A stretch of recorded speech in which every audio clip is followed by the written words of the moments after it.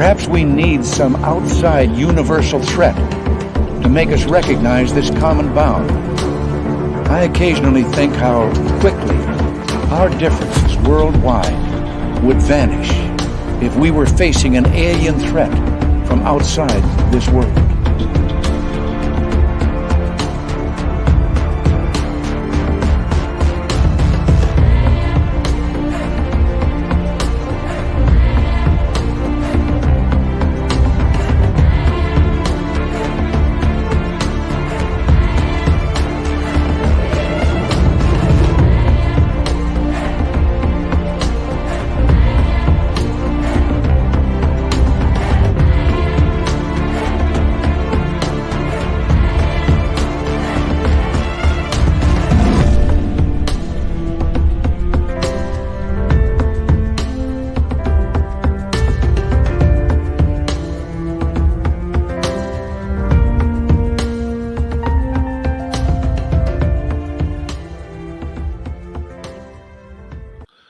Hey, America, you know what it is? 1 week from today, it's Black Friday. You have 1 week to tape up your knuckles, prepare for the spikes on your clothing and everything. Start hitting the punching bags, people. We need some blood. We need some gore. We need kicking, biting, screaming. 1 week from today. Do it, America. Do it proud. You haven't done it well the last couple of years, but I need this. Many of us need this. And I'm going to keep reminding you through this week that Black Friday is also Brawl Day. Get to the stores. None of this online shopping crap. Let's get her done. But tonight on the show, we're getting into ET Contact, CE5, Quantum Consciousness. Debz Shakti is here. Dirty Filth has some art. And all of you are here as well. Let's do this thing. Race fan in the gold medal position.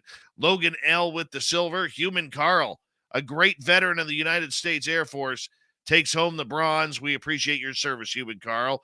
All right, Samantha, how are you? Bigfoot, Michigan Rob, Jessica S., Lisa C., Steam Train Mark in Australia. Thank you for letting me know that I am alive tomorrow. I appreciate that. Thank you. All right, continuing on with roll call. Judy of Gall, Roy Boy, Dirt Road, how are you? Marty Burback is here. Marty's going to be signing autographs after the show. Line up to the left of the studio, if you don't mind. To the left of the studio. Crystal J, Millennium, Dennis Zuniga, another great veteran listening in. We appreciate your service, Dennis. Thank you so much.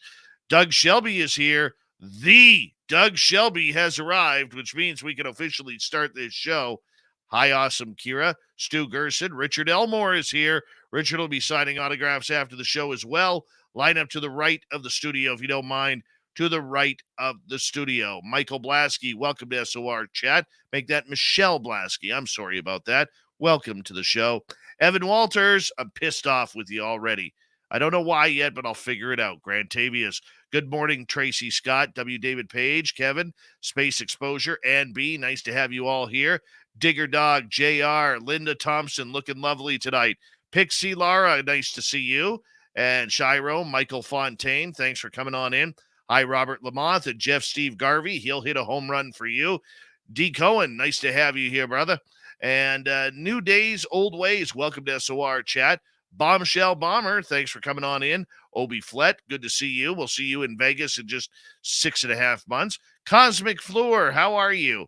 Thanks for coming on in. We want to see you in Vegas too, Cosmic. We really do. My brother Eugene, how you doing, my friend? Much love to you. And who else we got? We are caught up for right now. We're going to have a great show tonight, guys.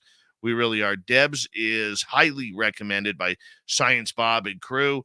And we're going to head down roads that we haven't headed down in a long time. There's a lot of woo tonight. A lot of woo, which means you're probably going to have to go to our Spaced Out Radio store and pick up your own Woo Train t-shirt. It'll be very nice on you, I promise. And, yeah, we're going to have a great old time. Kevin, TMI, how you doing, buddy? Good to see you. Let's get the radio side started. So that way, Bill WD-40 can come into the Spreaker chat room and lube us up for tonight's show. Make sure we go smoothly in and out. Yeah, we're going to have a great show tonight. The Super Chat is open. It's a wonderful way to support what we do on this show. on a nightly basis. So, yeah, it is open. It's all up to you, whether you want to or not. Don't forget, if you're new, hit the subscribe button, ring the bell. We are here 7 days a week for your listening pleasure. And give us a thumbs up, thumbs down, or a thumb sideways. I think YouTube needs a thumb sideways as well. But that's just me. That's just totally me. We're about 30 seconds from going here, guys. We're going to have a great show tonight. I'm very excited. It's a great way to close out the week. Debz Shakti, the last time she was here, I got really sick. And, yeah, it wasn't fun. Wild Aloof, good to see you, my friend. And here we go in about 20 seconds. And there's Bill WD-40 hanging on in. Lube us up, Bill. Lube us up. Mike Bothwell, good to see you. And who's ready for tonight? I know I am. Are you? I think Debz is. She's nodding her head. Yeah, we're going to have some fun. And make sure hour 2 you get your questions in, put them in capital letters. But for right now, people, horns up. Let's rock.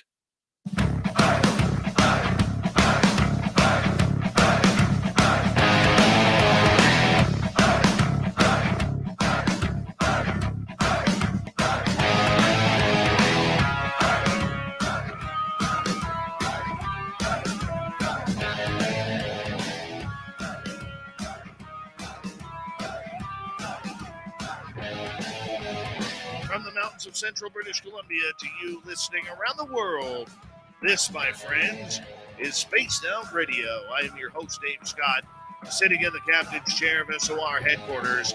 We welcome you to tonight's show on our terrestrial affiliates around North America, digitally on Odyssey Radio, TalkStream Live, and KPNL. All of our archives are free. Join us at youtube.com/Spaced Out Radio. Do old Navy the favor, hit that subscribe button. You can follow us on Twitter at Spaced Out Radio, Instagram at Spaced Out Radio Show, and on TikTok at Spaced Out Radio. Our website, spacedoutradio.com. We have a plethora of features for you. Rock out to Bumblefoot. Read Shirky Poo's Newswire. Check out our swag as well. Tonight's show is brought to you by Chive Charities. Help make the world 10% happier by visiting Chive Charities today. You can find them on our website. All right, this show is going to be better than, what we did as kids, running around with scissors. So we're going to get right into it tonight. We're going to run with the scissors. We're going to go into some ET contact. Debz Shakti is here, and we got her for the next 2 hours. Then in hour number 3, we're going to head to the swamp. Our resident swamp dweller is back with another spooky story. Then little Timmy Senor, our Timbit, will be here for the UFO report. Debz Shakti is globally renowned as a professional quantum hypnotherapist and open channel, offering other psi services professionally, including Energy Alchemy, ET Contact, and Paranormal Experience Counseling. She lovingly hosts a long-standing local CE5 and Contact and Consciousness group and is an active member of several CE5 contact teams, researching the infinite nature of consciousness. Recently, she's been the associate producer of a new top-rated film, Alien Abduction, Answers. Her work as the quantum hypnotherapist, who work with John Yost, the filmmaker, as well as with all the experiencers in the film, is highly featured. We've been wanting to do this for a while. We just haven't had the luck, but now we do because our good friend Debz Shakti is here tonight. Debz, thank you so much for being with us on Spaced Out Radio. I'm so happy to finally do this show with you. Yay, I am too. Thank you for having me on again, Dave. Thank you so much. Oh, no problem. We're going to get into some serious aliens tonight. And, I don't know if you know about me or not. You did your homework, but between you and me, old Davy's got some aliens. I love it. We can definitely dig in there and find out what's going on. You can use me as your scientific experiment tonight. How about that? That's my jam. It really is. So, yeah, let's do it. All right. So, what got you into aliens? What got you into making this your career path where you literally have helped hundreds, if not thousands of people figure out what's going on in their lives? Well, Dave, I was born this way, to quote Lady Gaga. I came in kind of being able to perceive multidimensionally. I didn't know everybody else didn't, or most people didn't, but from earliest memory, I have had ET and paranormal contact, and not just seeing, something off in the distance or lights in the sky, but actual interaction. My earliest memory was as maybe I was 2.5, 3 years old, and had some little beings out in the tree next to my window, knocking on the window and asking me to come out and play, but they weren't with their voices. It was, telepathy. And I kept going and waking my poor mother up and asking if I could go outside and play with what I called the space monkeys, which is really funny because I was too little. I don't think I'd ever seen monkeys, and I didn't know anything about space, but those two words came into my head. And that's what they look like. They look like little monkeys with big eyes. And, after several times of me getting her up and telling her I wanted to go out and play with the space monkeys, she finally got pretty ticked off and very sternly told me to get back in bed, go to sleep. It's just a dream. And she didn't ever want to hear about the space monkeys again. And if she did, I'd get a spanking. And by then I had had a couple of my mother's spankings and I didn't want any more. So I just kind of clammed up about it, but it didn't make anything stop. I continued to have all kinds of ET contact throughout my life and have had some of the most incredible experiences. Yeah, I mean, even up to a couple weeks ago, had one of the most incredible experiences I've ever had. So, fast forward to adulthood,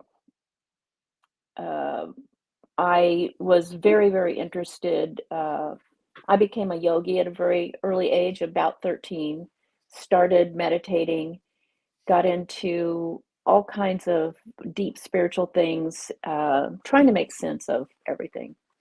And because of that, I became very interested in the depth of consciousness, the depth of the mind. And I became interested in psychology, started studying clinical psychology, and kind of the branch I took was hypnotherapy, and studied under one of the greatest programs, the greatest teachers of the programs at the time. And by that time, realized I had a lot of other gifts. I had a lot of psi gifts that were, I guess I came in with all of them turned on. I'm psychic. I can perceive and manipulate energy, helping people heal, things like that. Telepathic. I say empathic because it's more than just reading the mind. It's reading the feelings, feeling the feelings. But anyway, to kind of wrap that all up, I really wanted to understand what it was I was experiencing, and by that time had heard other people were experiencing. And then in my sessions, we're hearing them talk about, or they were having breakthrough memories coming through when we were doing hypnosis.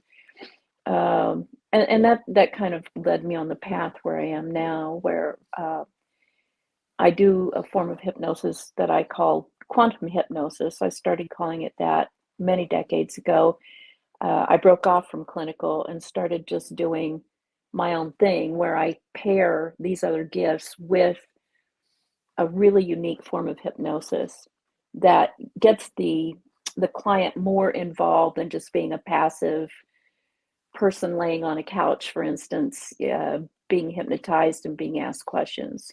They really have to do some deep work first before I'll ever work with them. And then we do some processes that I have taken from yogic techniques to kind of activate the pineal gland, which is kind of what I call the cosmic satellite dish, to open up to the quantum field where all the information in creation lies. But certainly all of the information about all the different versions of you lie. I know I'm kind of going tangentially here, but in the quantum universe, we understand that there are infinite versions, for instance, of Earth, and infinite versions of you on those Earths. And so you can tap into any of those and gain experience, gain answers, gain a different perspective. You can also go into an experience that maybe you have repressed in your mind, like you can with clinical hypnosis, which a good deal of this is, but you go into it more energetically and you can see it from what they call a 360 view, or I call it a multidimensional view. You can look at yourself from the outside, from the inside, look at yourself from the eyes of the other people that you're involved with, and so forth. You can fast forward, you can rewind, you can go into what you all call the past or the future, but it's all happening all at once now. So, how's that for a little quickie answer that didn't spin your head around? I I think it's great, and I think it's very well versed in what you do, and you're very in tune and on tap with what is going on in your own universe.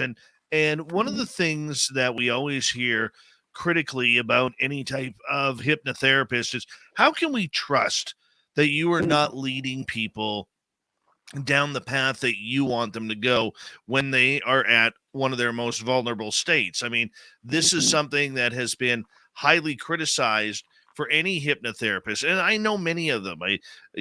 Leslie Mitchell Clark, Laurie McDonald, Mhm. Geraldine Orozco, people that I personally trust, and you as well. But for those who may be questioning whether or not they should do this, Debs, why is it important to find a good, highly qualified and highly regarded hypnotherapist if you want to go down this angle? Well, for just the reason you just spoke about, there are people who kind of know the stuff, but they're not real well versed in gaining enough rapport to allow that person to really trust and know that you are going to not front load them, for instance, on information. You're not going to ask leading questions. Really, my role in all of this is to hold spaces to get people really relaxed where they can access all of that quantum field information and just speak it out through their own voice. The questions that I ask are usually either verbatim or slightly paraphrased the questions that they provide me before we go into the session. That's part of their homework.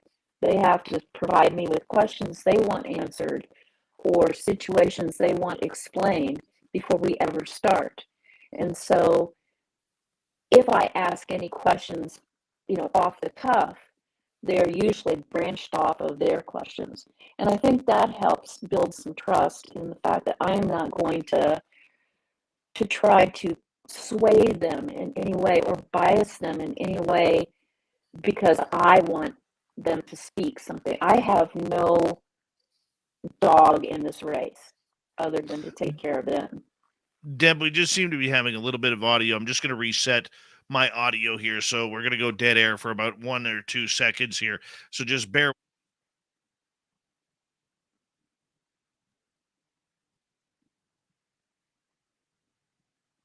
There we go. We should be much clearer now. All Much right, clearer. good. Okay, so a lot of people, I've been under hypnosis a couple of times, Hmm. and the last time I had a regression onto what happened. I'm still waiting for the tape from Geraldine Orozco because I Oh, screwed up the goodness. last time. Yeah, but I don't remember much of it. I Hmm. really don't. But I've also locally here in my town went under hypnosis where my guides blocked everything. Hmm. They just shut it down. They brought me out. And is that normal for that to happen if your guides don't want you answering questions or maybe not wanting you to know what's going on just yet? Well, it happens sometimes. It happens very rarely in my sessions anymore. It used to happen, a few decades ago, but it seems like now the information that is coming through is so important that I can't even remember the last time anyone in one of my sessions came through and said, I'm not at liberty to say that, or I can't remember, or I'm not perceiving it. If someone does get a little, I don't know what you want to say, like hits a speed bump and they can't perceive something, I usually just go back into the questions and reframe the question in a way that allows them to be more descriptive. And that's the key to this whole thing. They are, the more they describe, the more they put their sensory information into their answers of what they are experiencing, the deeper they go, and the deeper they go, the more broad their perception is. Now, I have had in the past, at times, had people say, I'm not supposed to talk about that yet. And I honor that because maybe they're not ready yet. But what happens in the sessions is that there is a prying open or maybe an unlocking of certain doors where they're able to start to allow that information to seep through slowly, like in a time release fashion, so that they can handle it. So everybody's different. Deb, we're getting a lot of crackling on your microphone right now. I don't know if you can maybe wiggle the cord or something along those lines to try and, or if it's within your computer there. But yeah, let me change mics here. Yeah, no problem. We just want to make sure that you're sounding wonderful and beautiful, because I know you have a very strong message as to what's going on here. We want to make sure that gets out there the way it needs to. And I can tell you, like, going through any type of meditation to go under through hypnotherapy, it's a little weird because literally it just feels like you're falling asleep. And I don't know how in depth in sleep you go. I'm not sure if I think I caught myself snoring a couple of times when it happened. But are we going into an REM state when we go into hypnosis? You're not going into REM. You're actually, if you're going into deep hypnosis, which for most people, when you're in clinical hypnosis, you're going into an alpha state, alpha brainwave state, maybe even to deep alpha. But with quantum hypnosis, you're going into theta, deep theta. And theta is where you are super focused. You're able to open up again, like I said, and access all of these different avenues of information. And yet you might still feel like you're completely awake and nothing's happening other than you're relaxed, but there are words coming out of your mouth and you may not know where they're coming from. Some people might feel like they are asleep, but I can assure you they're not. And I record all my sessions, not just audio, but video. And that's the surprising thing. Some people do say, oh, I felt like I fell asleep and I'm so sorry. I'm like, you weren't asleep. You were talking the whole time. And in fact, your body was moving. And some people even, I give a suggestion at the beginning of the session that, they're not going to be distracted by anything, that they're safe and protected. But also, if their body needs to, for instance, get up and use the bathroom, they're going to go do that. Their body will do that, and they won't lose their depth of trance. They may not even remember that they do it. And I do it with a process that my guides gave me quite some time ago called the pause play process. It's just like having a remote. And so I put this suggestion in at the beginning of the session. And if the person's, giving forth lots of information, they may say, oh, my body needs to relieve itself, or, oh, my body needs a blanket. I need to get up and get a blanket. And I'll just say, okay, pause. And I find myself doing this with an invisible remote. I say pause, and they get up and do whatever they need to do without losing their trance. They come back, they get into their relaxed position. And when they say they're ready, I say play, and they just start talking from where they left off. And it's really an incredible process. So, but they may not remember doing that at all. And I think that's what is so validating. When they go back and look at these recordings of themselves, they may even think that they remember some of what they're saying, but the cool thing is when they go back and see themselves and hear themselves, it's unbelievable. They're doing things they didn't think were possible, and they're saying things and giving forth information that they really may not have even had any connection to in the world that they live in. Where does the spiritual realm come into play in all of this? Well, I don't think there's no line of demarcation between spiritual and physical other than the oscillation rate of the energy that's moving.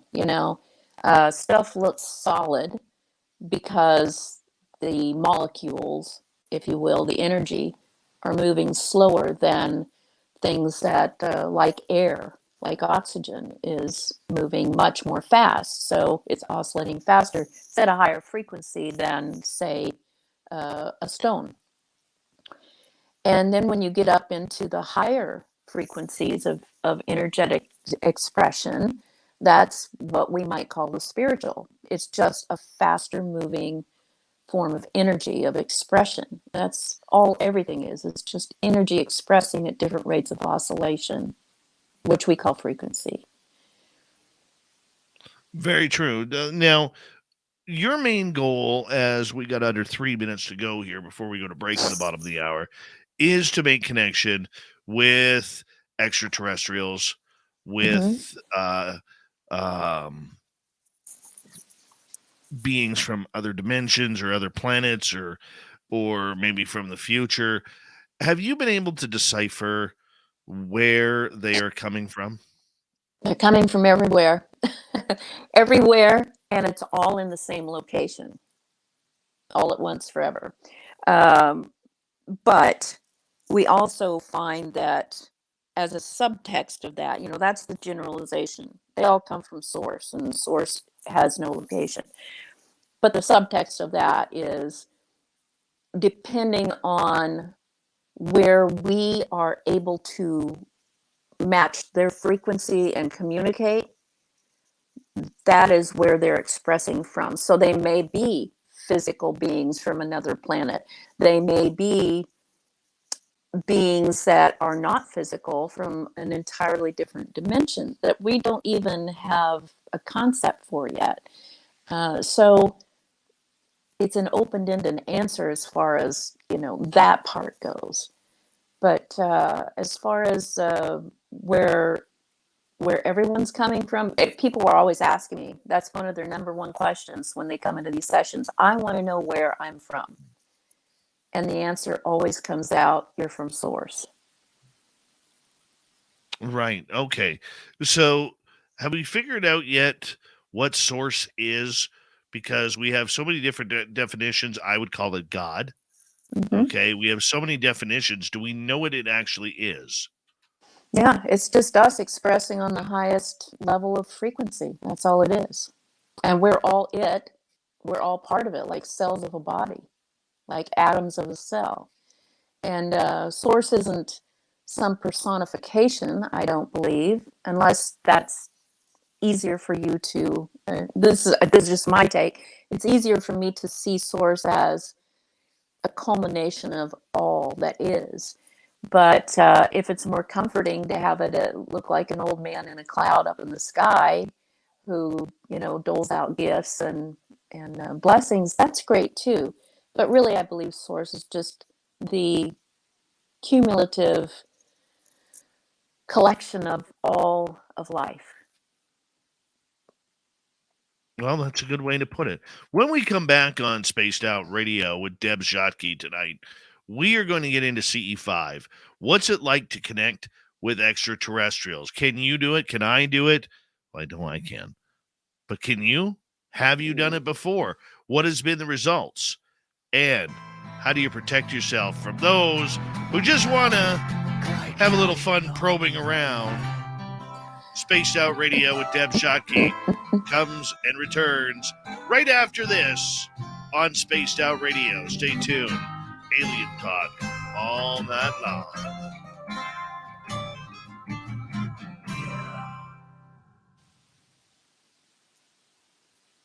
All right, we're clear. Fun start. Fun start.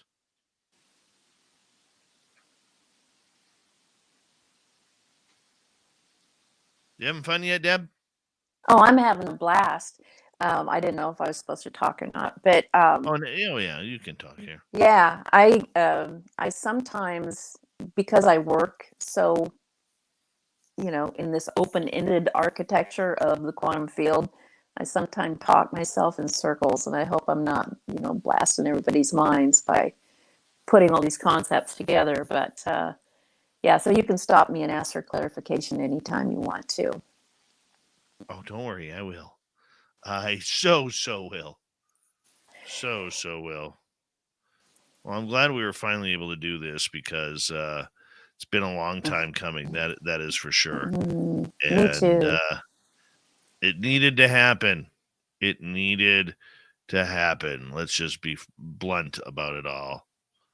Well, I'm of a mind that everything happens exactly when it's supposed to happen.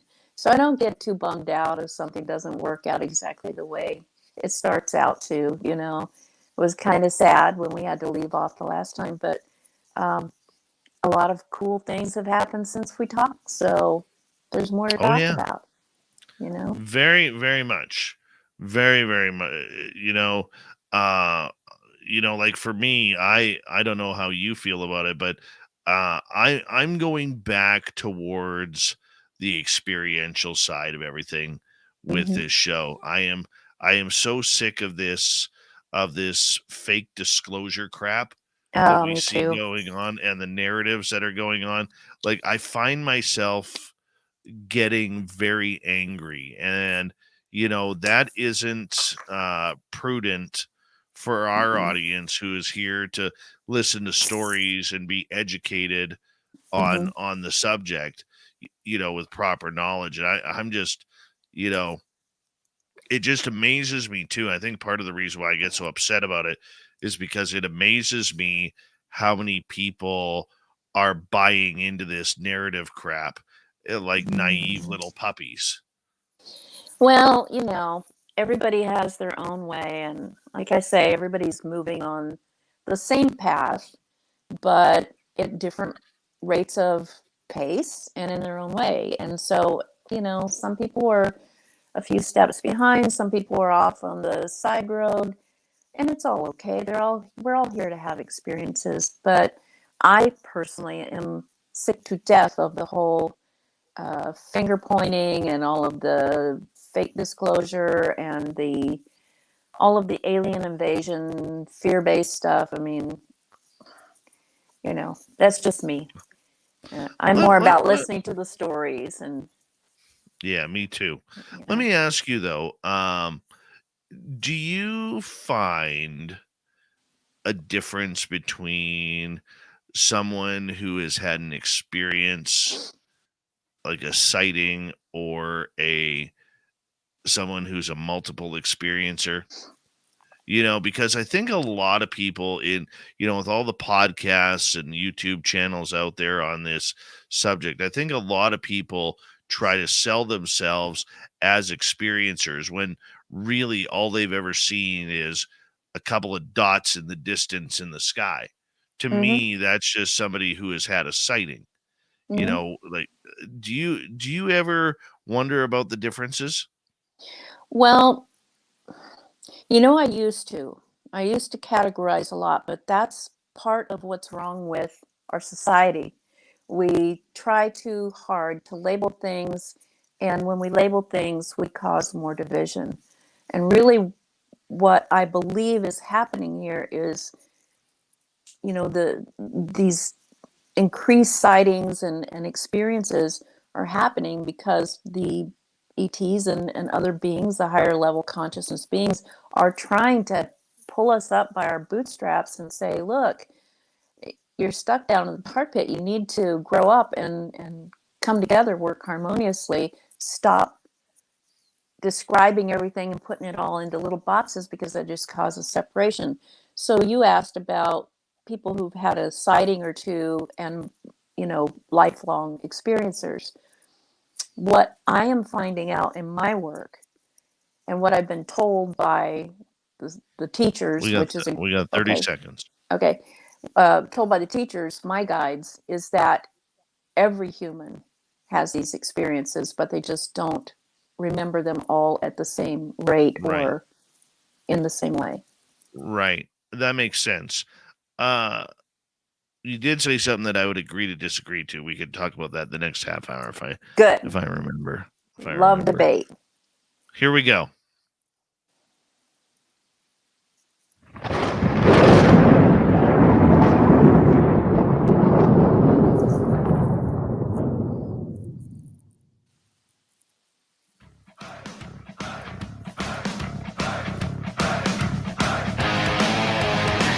Second half hour of Spaced Out Radio is underway. We're about to get into some aliens with Debz Shakti. My name is Dave Scott. Thank you so much for joining us. We very much appreciate it.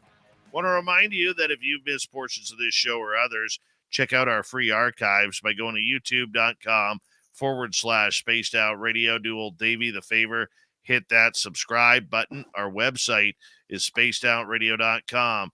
We have a plethora of features for you. Rock out to Bumblefoot, read Shirky Poo's Newswire, check out our swag as well. Follow us on Twitter at Spaced Out Radio, Instagram at Spaced Out Radio Show, and on TikTok at Spaced Out Radio. What is it like to have close encounter contact with extraterrestrials? Is it something we know how to react? A lot of people will act tough with it and say, hey, I would take a photo. I would take a video. I'd go right up there, shake their hand and say, hey, do you want to go for a beer at the local bar? Doesn't work that way for the majority of us who are really trying to figure out what our eyes are seeing and what our brains are comprehending. Debz Shakti is here. She's a quantum hypnotherapist. She's worked with experiencers for a number of years now in hundreds, if not thousands of cases. Deb, welcome back. Thanks so much, Dave. It's wonderful to be here and talk to you about this stuff. It's totally my favorite thing. So for our audience who may not understand what CE5 is, could you give them a brief description of that?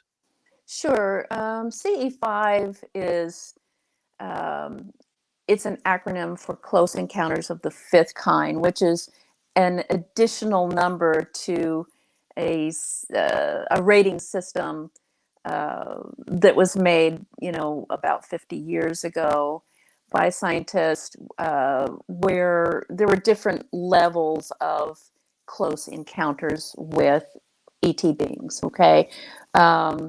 The first close encounter, the first kind is seeing, like lights in the sky. Second kind is having some sort of physical traces, radiation or a burn mark on the ground or a little triangular mark on your hand or something from an experience. Close encounters of the third kind is when you actually are meeting the beings face to face. Close encounters of the fourth kind are being taken into perhaps a craft or to another dimension or whatever. And back in the early 90s, Dr. Stephen Greer coined the term CE5, Close Encounters of the Fifth Kind, which is human-initiated contact. So that's really different.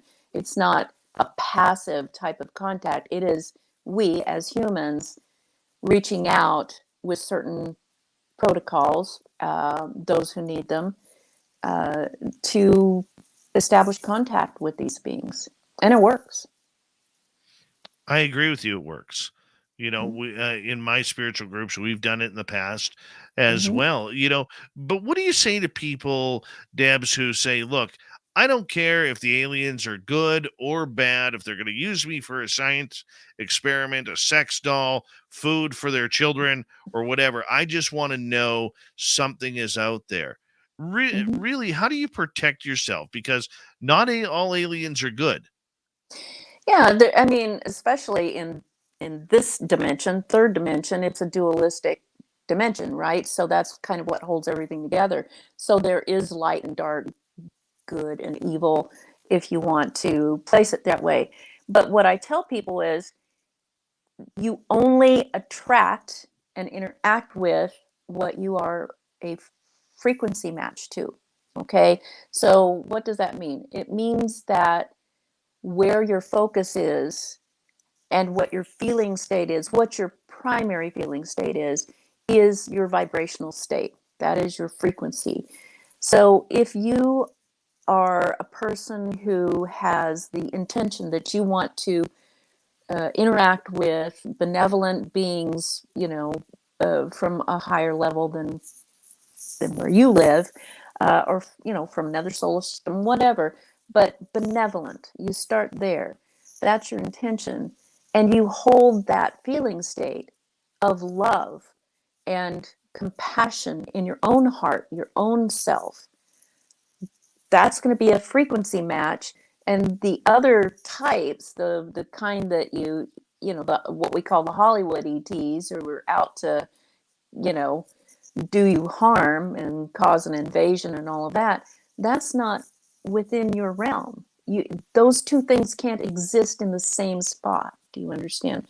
Two non-resonant frequencies cannot exist in the same spot, at least perceptually. So what we tell people, especially beginners who come to, let's say, our CE5 group locally, is just, seek in your own heart. If you have fears, and a lot of people do because they grew up with the Hollywood version, for instance, or what the military is telling them now, or the government,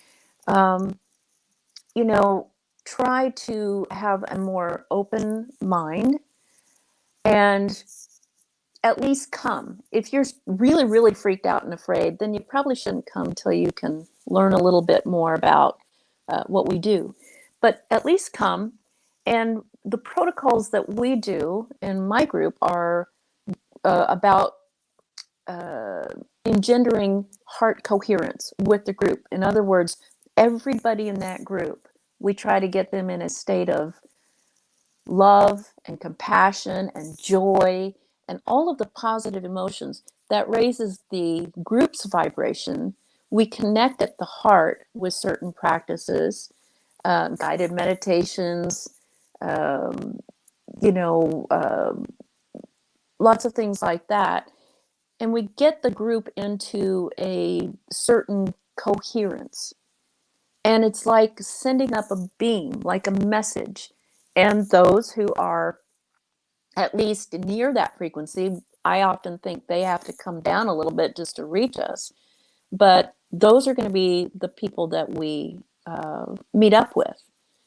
Never had a negative experience with an ET in all my life, nor have anyone in my groups when we're doing this as a group. So if you have literally worked with hundreds, if not thousands, Mm-hmm. and that has never happened with a negative extraterrestrial, Nope.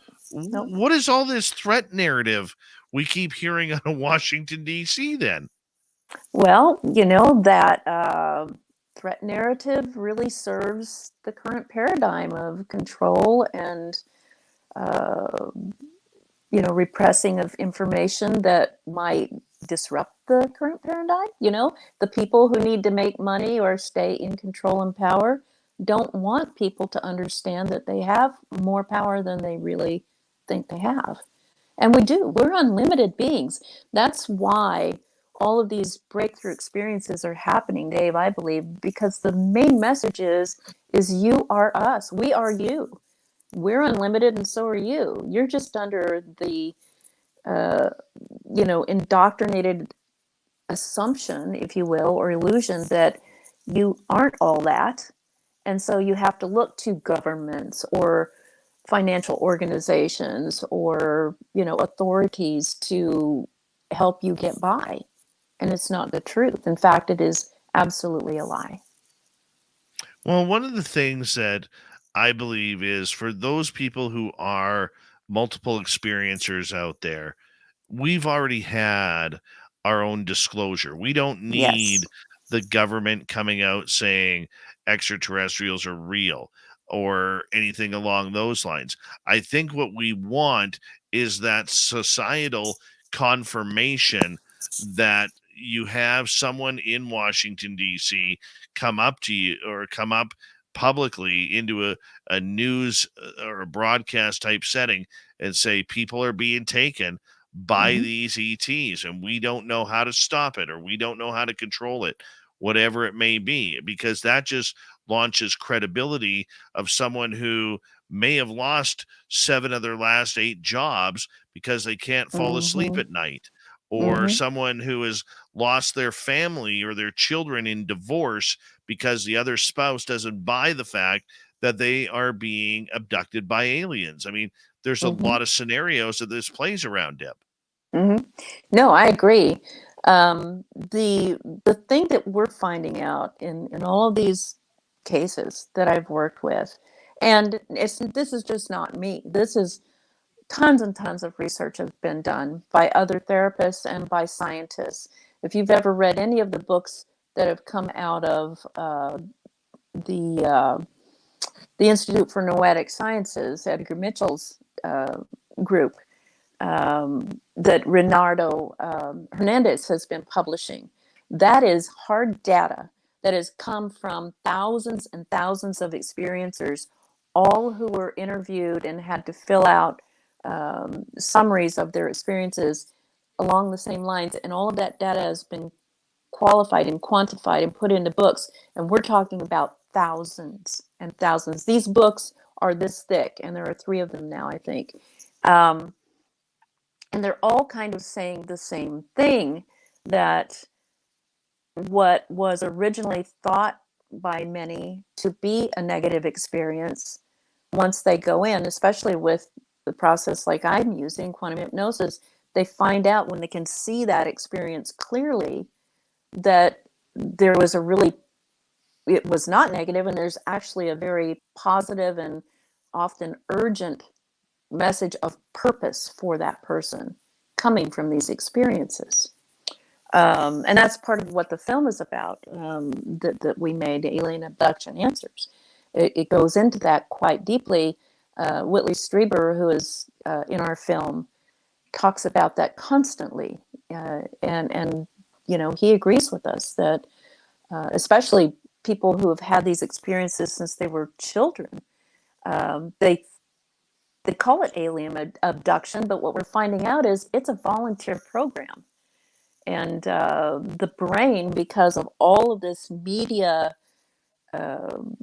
indoctrination, if you will, cultural indoctrination about the fear-based agenda or perception of an agenda of the ETs, is to, abduct us, experiment on us, take us away, whatever the scary thing is that is the topic of the day.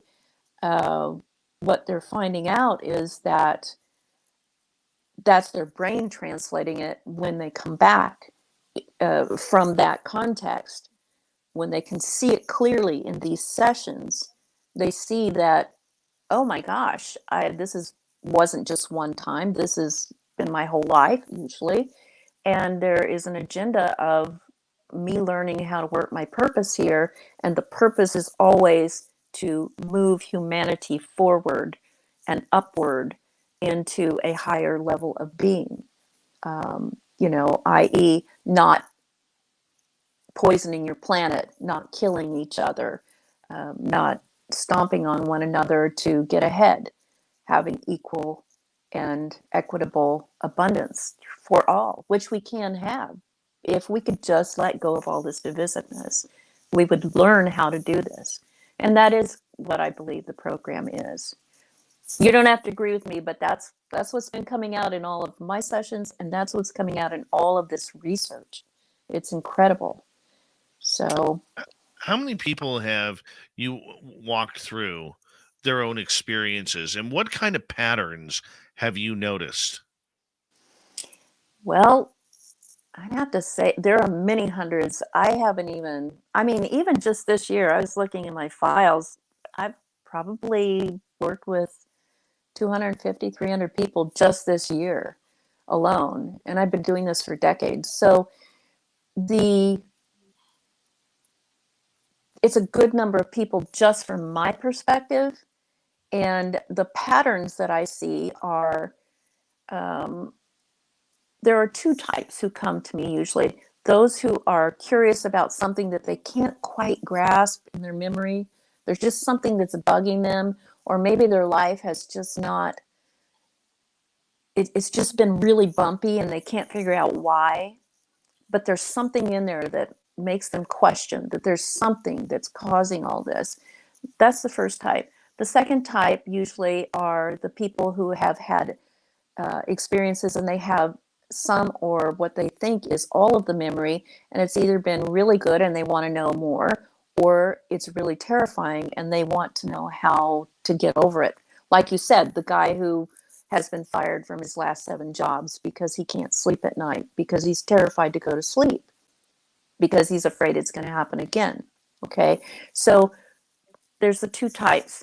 And what we find is that when we go into the quantum field and start having them look at the situation, and here's to answer the question that you asked a long time ago about how do you know if you're going to be led by questioning or biased by the therapist.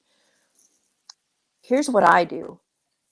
At the beginning of the session, I just say, you are going to go to the most appropriate experience or a set of appropriate experiences and report to me what is happening as a non-biased observer, like a reporter is calling in a news story to an editor of a newspaper from, way back when that's how we used to do it, right? For breaking news. So these people are literally unbiased when they go in. It's not subjective. It is absolutely objective. They are reporting data. What they are perceiving is happening. And it's happening in real time. And they're protected from feeling the terror and the pain or whatever. Sometimes we even go through a death experience, and it's always beautiful. And it doesn't hurt. In fact, it's transforming when they have those experiences. But when they start to report that, objectively, and we're recording it, and it's coming out of their mouth, when they later look at that, it's almost like all the fear just dissipates. It's no longer there because they know the truth. They feel it viscerally when they come out. And I think that's what is really healing about this type of work. And I think I'm doing this type of work, as are many other people in their own way, because it's time for us all to, I hate to say it, but revolt against the control and fear agenda of some people here on Earth and move up. I can see that. I mean, but do we want to move up? Is it necessary for us to move up? Nope. And not everybody will. Eventually, I believe everybody does, but it's everyone's, we all have free will. And maybe maybe subconsciously, most people aren't conscious of the fact that they're here to do something. They're just, they're fed that line of you're born, you grow up, you go to school, you go to college, you get a degree, get married, get a job, blah, blah, blah, have kids, and then you die. And, if you're religious, you go to heaven or nirvana or whatever. If you're good, and you go someplace bad if you're bad. But really, it's everyone's choice to be here. Just like everything that happens to you, I believe, is your choice on some level. There is a higher part of you. I call it higher self. Actually, I call it my big self, and affectionately call it my big. But in most of these sessions, it's termed the higher self. And the higher self is just that part of you that is in the quantum field that is directing all of the chess pieces of your life so that you can most advantageously learn, experience, and bring that into integration, at some point.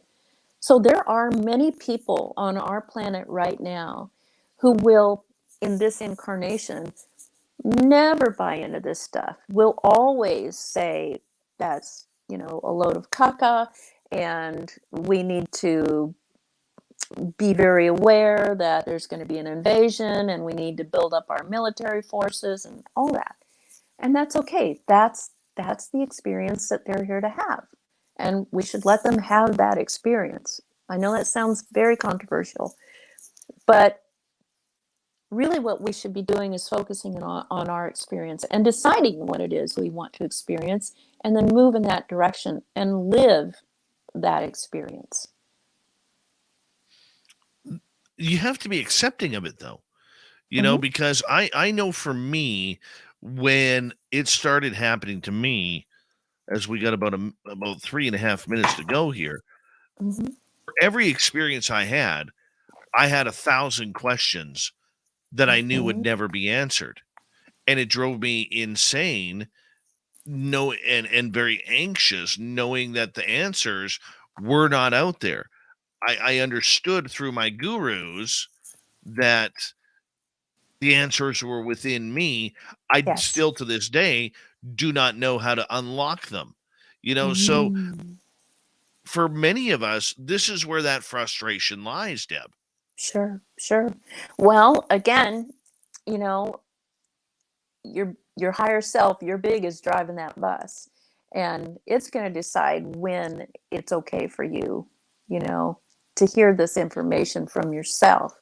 And you're right, it's all within you. The whole universe, the infiniverse, is within you. That's, you know, I think it was Carl Jung who said there's only one mind in the universe, and it's you. There's only one consciousness, and it's you, and all the reflections of you, which are the what you call the others. Now, I just have to stop here and say, I'd love a crack at you one of these days, just to see, you know. But if you're not ready, you're not ready, and only you know that. Even if the you that is talking to me says, I really want to know, if it is not the right time, you're going to see just a piece or nothing at all. But that has not been my experience with clients for the longest time. It's almost like they can't wait to get out the starting gate with this information. And it just comes. And these sessions take, at a minimum, they take 4 to 4.5 hours.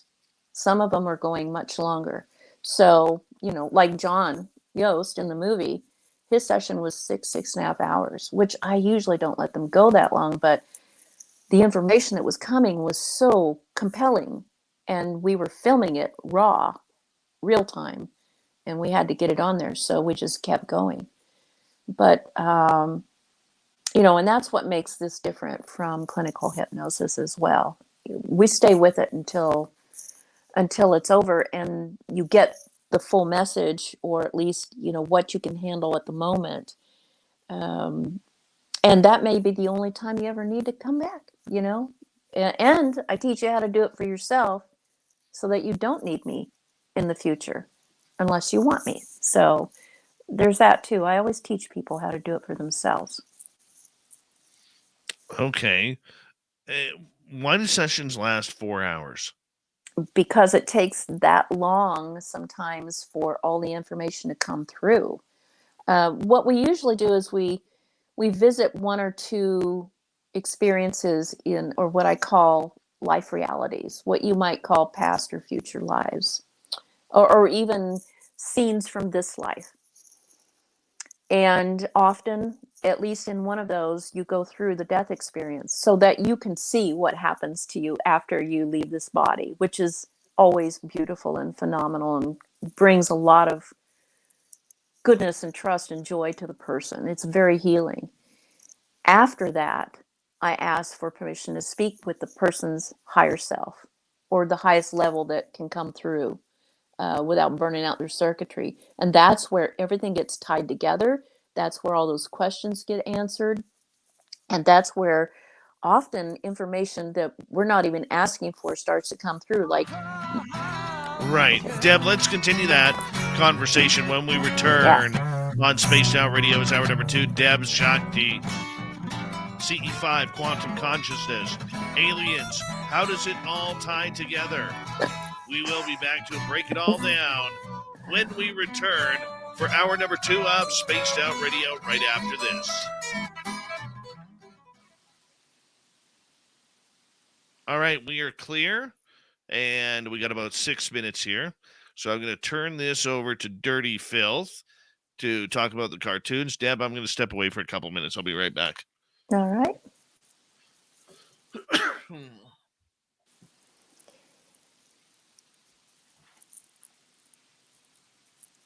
So wow, Dirty, the picture is really coming through now. This is incredible. I'm loving it. I was on mute for a second there. I didn't push the button. It's okay. Keep it on so if I'm talking to myself during the show, nobody has to listen to it. So nonetheless, though, this was the original drawing, but when you came on the last time before everything got hit by lightning. Mm-hmm. Incredible. And so, apparently in Pasco County, Florida, way back in the yonder days, a little girl seen a spacecraft come down and some robotic creatures got out. They looked like flowers that were robots or something. Cool. This is just off my little bit of notes that I got here. And they asked her where her student or her school library or science lab was. Libraries, thinking about books all the time. They asked her where the science lab was, and they apparently brought this big cannon-looking thing out, and they were going to apparently destroy the science lab. Oh, my. And yeah, my notes are real terrible here, but nonetheless, though, that was it. So that's what I was going to draw, and that was cool. Almost like 100 years ago you were supposed to be on the show, and then all this stuff went weird. Yeah. Yeah, it was like 4 or 5 months ago. But that's interesting. I don't believe I've ever heard that story, which is incredible because I have, a vast physical and internal library of these experiences. That's really, really interesting. I have it saved on my actual computer downstairs, but when I find it, I'll I'll send you the link to it. Cool. Awesome. That's awesome. So these drawings that you make, obviously with this one you had the idea and that's what you were going to depict, but it's so interesting to watch you as you're painting them because you go from one place to another and it looks like just things coalescing and making sense eventually. It's a unique process. That's how I feel about it, and I don't know how it works. It's just I sit down and I start drawing cartoons and I paint them and they work, and it's one of the few things that I can generally get from my brain onto paper. It works good. And geez, that's just terrible English. But no, there's no real process. I don't just do like the background first and then characters. It's just if I'm switching to another color and I gotta switch from like darker to light, and I got to fill some darker stuff in, I'll just throw some paint on there right now while I've got the little bit of dark colors wet enough and everything, which is why I usually do the background first. But once I start going in and using other colors, it's a strange process. I can't really explain it. That's probably the best I could actually right there. Well, what it brings to mind is channeling. That's how channeling works. This is just another form of channeling. It comes from, it's not like you try to make it happen. It just comes. And the information that comes may not be in your conscious awareness at the time. You're just kind of allowing it to express itself, right? And it's almost like it's using your body, your hands, and your eyes to bring forth the message in the way that it wants to. So what it looks like to me is you're just pulling in information from the field and putting it on the paper in the way that it's coming, which isn't linear at all. It's not, from my untrained eye, it doesn't look organized at all. And yet it comes out a complete picture, which is just amazing. You know what? Can I record that and save that as the best example of how my art works? Oh, yeah, absolutely. That's how I'd explain it if I was a little bit more articulate. Oops, I got paint on there. Well, I don't know That's if it kind of was how it articulate or feels. not. It just is what it looks like to me. What it feels like to me is that it's coming through, um, and that's how this information works. That's how channeling works. It's not something that you presuppose. Often it's just information that comes from out of the blue, and it organizes itself. You don't organize it, which is very different from most of the other painters that I've watched. And I'm an artist too, and I do not express the way you do. All right, guys, we got about a minute to go here. I want to say the super chat is open tonight. If you want to hit that up, if you haven't yet already, hit subscribe, ring the bell. We are here 7 days a week for your listening ears. Tomorrow, 7 p.m. Pacific, 10 p.m. Eastern. Jessica Jones is here with Off the Trails, followed by Grant Baker's After Hours with Nick and Danielle. It's always a great show on the weekend, both Saturday and Sunday. And, of course, you can do some shopping at our website, spacedoutradio.com, at our store. We got some cool swag there. We really do. Oh, hey, Clam. How you doing, buddy?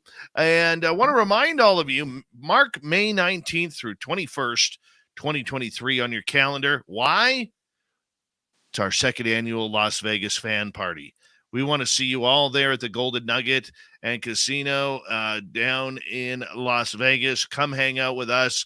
We're going to have a rad time. Find out more information with us on our Facebook event page. Here we go.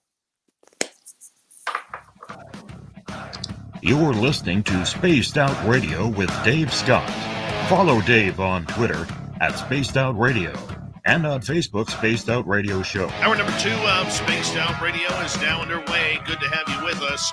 My name is Dave Scott. Very much appreciate earning your listening ears wherever you are on this beautiful planet we call Earth. Hello to everyone listening in on our terrestrial affiliates around North America, digitally on Odyssey Radio, TalkStream Live, and KPNL. All of our archives are free. Join us at youtube.com/Spaced Out Radio. Do old Davey the favor, hit that subscribe button. The Desert Clam has set the password for tonight in the SOR Space Travelers Club. Kidam. Kidam is your password. Use it wisely, Space Travelers, as the Clam sets the password each and every night right here on Spaced Out Radio. Our website is spacedoutradio.com. We have a plethora of features for you.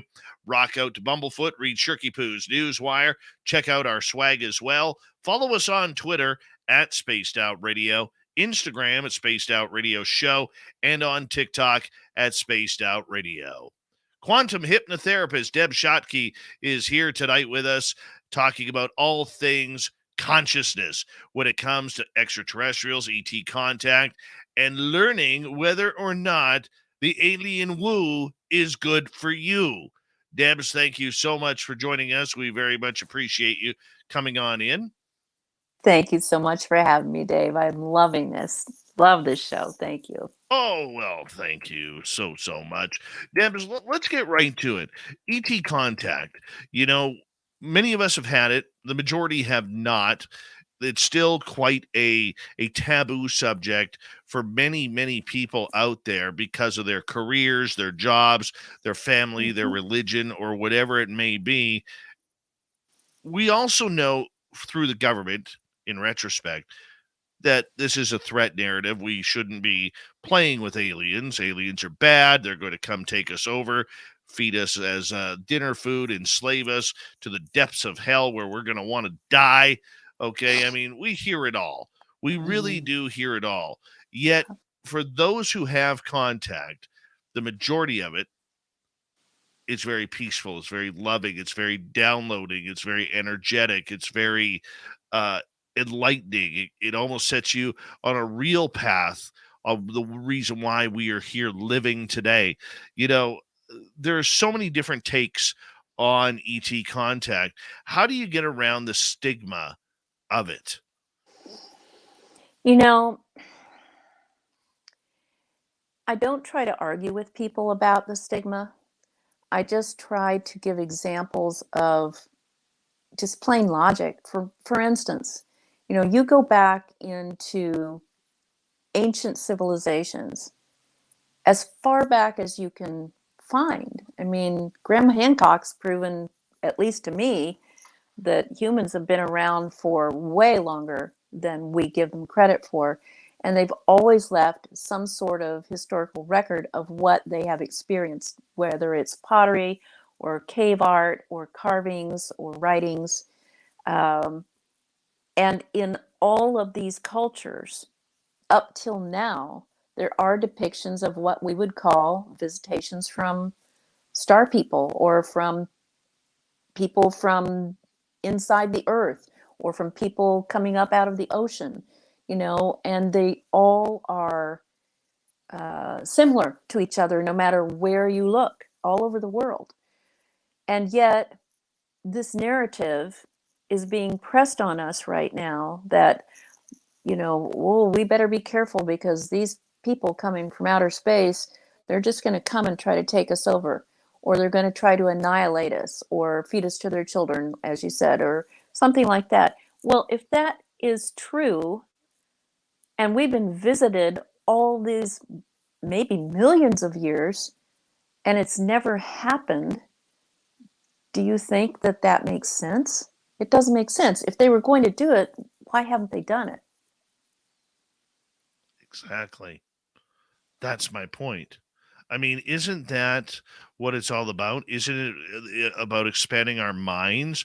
I mean, but we are so locked into this military industrial complex idea that they want all the toys for themselves. Right. But I mean, the one thing that I think we have a tough time convincing people of, though, is the sci-fi aspect of it all.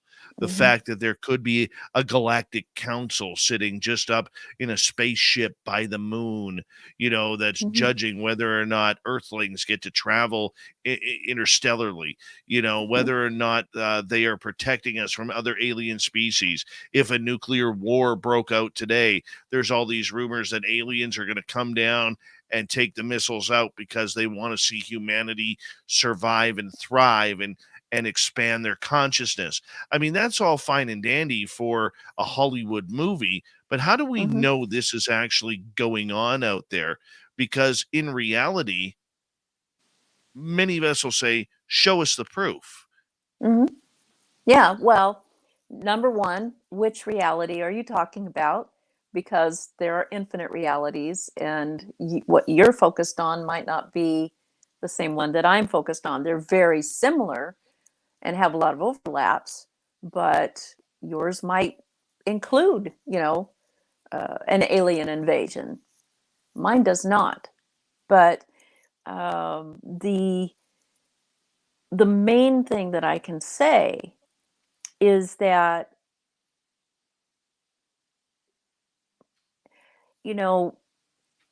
some people do really,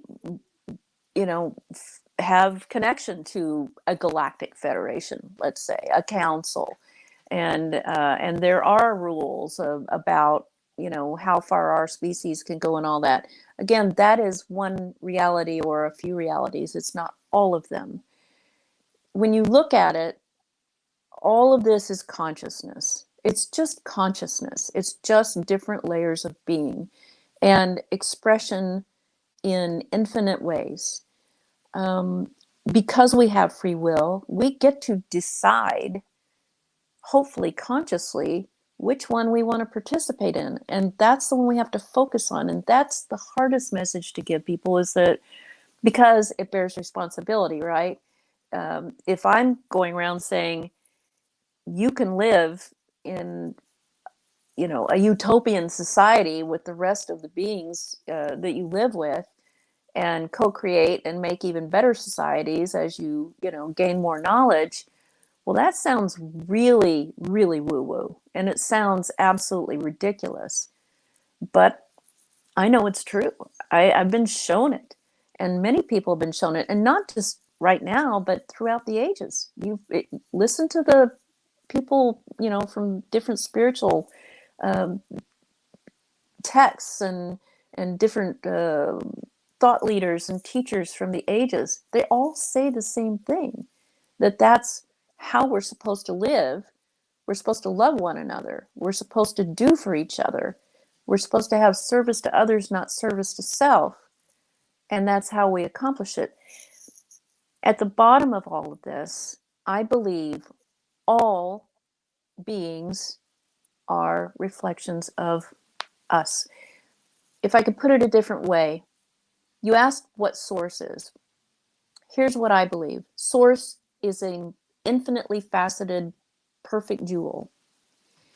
And each facet is one point of perspective of the whole. You're a facet, I'm a facet, Donald Trump's a facet, Gandhi's a facet, Attila the Hun is a facet. None of them are better or worse than any other. They're just different points of perspective of this one jewel, if you will, the being, the source, consciousness. And if that is true, and I believe it's true, how can we, if we're true to ourselves, if that is our desire, is to ascend in our own consciousness to a place where we live in a society like that, how can we then judge someone else? How can we get in someone else's way? How can we hate somebody or continuously blame someone for what is happening with us? We can't. But it takes a lot of work. And I think that we're just doing this in incremental steps. So things like, realities like you said, where the Galactic Federation is up there making decisions for our fledgling society might be true, but it doesn't have to be the only reality. It's not the only reality. So it depends on which one of these realities you want to choose as your own, at least for a time, and sustain your focus on. And that's the key. The more you sustain your focus on something, the more it solidifies as your reality. So that's the practice. So how do we know what is reality and what's imagination? It's all reality.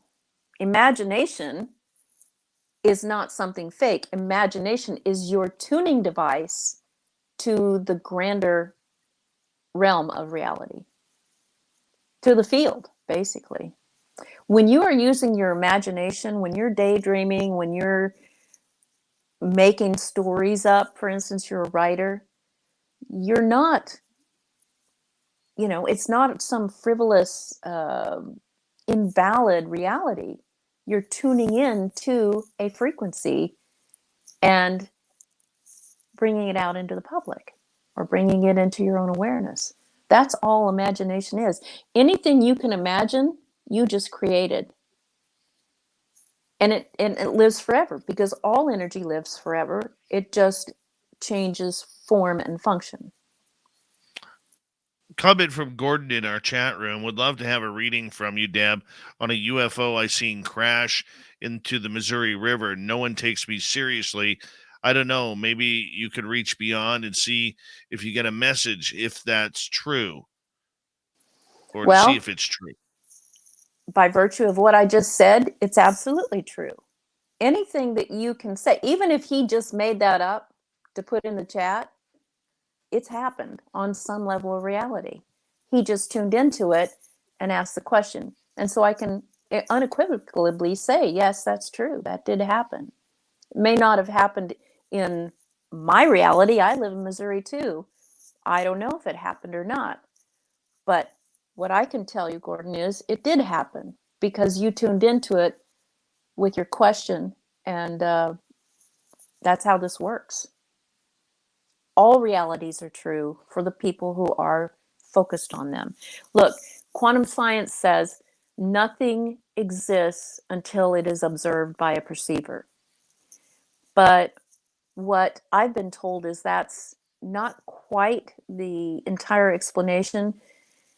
Everything exists, but it exists only as a probability until someone observes it. When it is observed, i.e., even through the tuning device of the imagination, the play button is hit and it becomes reality. The play button is within all of us. I get that. Yes. I think we all understand that, but most of us have a hard time tuning in. Most of us have a hard time relaxing, finding that 5 minutes to meditate or to channel or to be a part of what we need to move on in a more spiritual realm within ourselves. So where do we find that? How do we find that? Is it in a group setting? Is it something that we have to find on our own journey? Yes and yes. It can be either or all of the above. The knowledge, the wisdom exists forever. It's already within you. So you can choose how you want to come about it. Let's say you're not a person who enjoys being in group activities. Going to a group meditation session is probably not going to be for you. So we live in a wonderful age where you can look things up on YouTube even and get some sort of a guided journey. You can specify with keywords what kind of thing you want to experience, and you will get that instantly. It's a wonderful, magical time. So you can do this with any practice. In fact, you know, you don't have to do the sitting on a cushion chanting Om for 20 minutes type of meditation.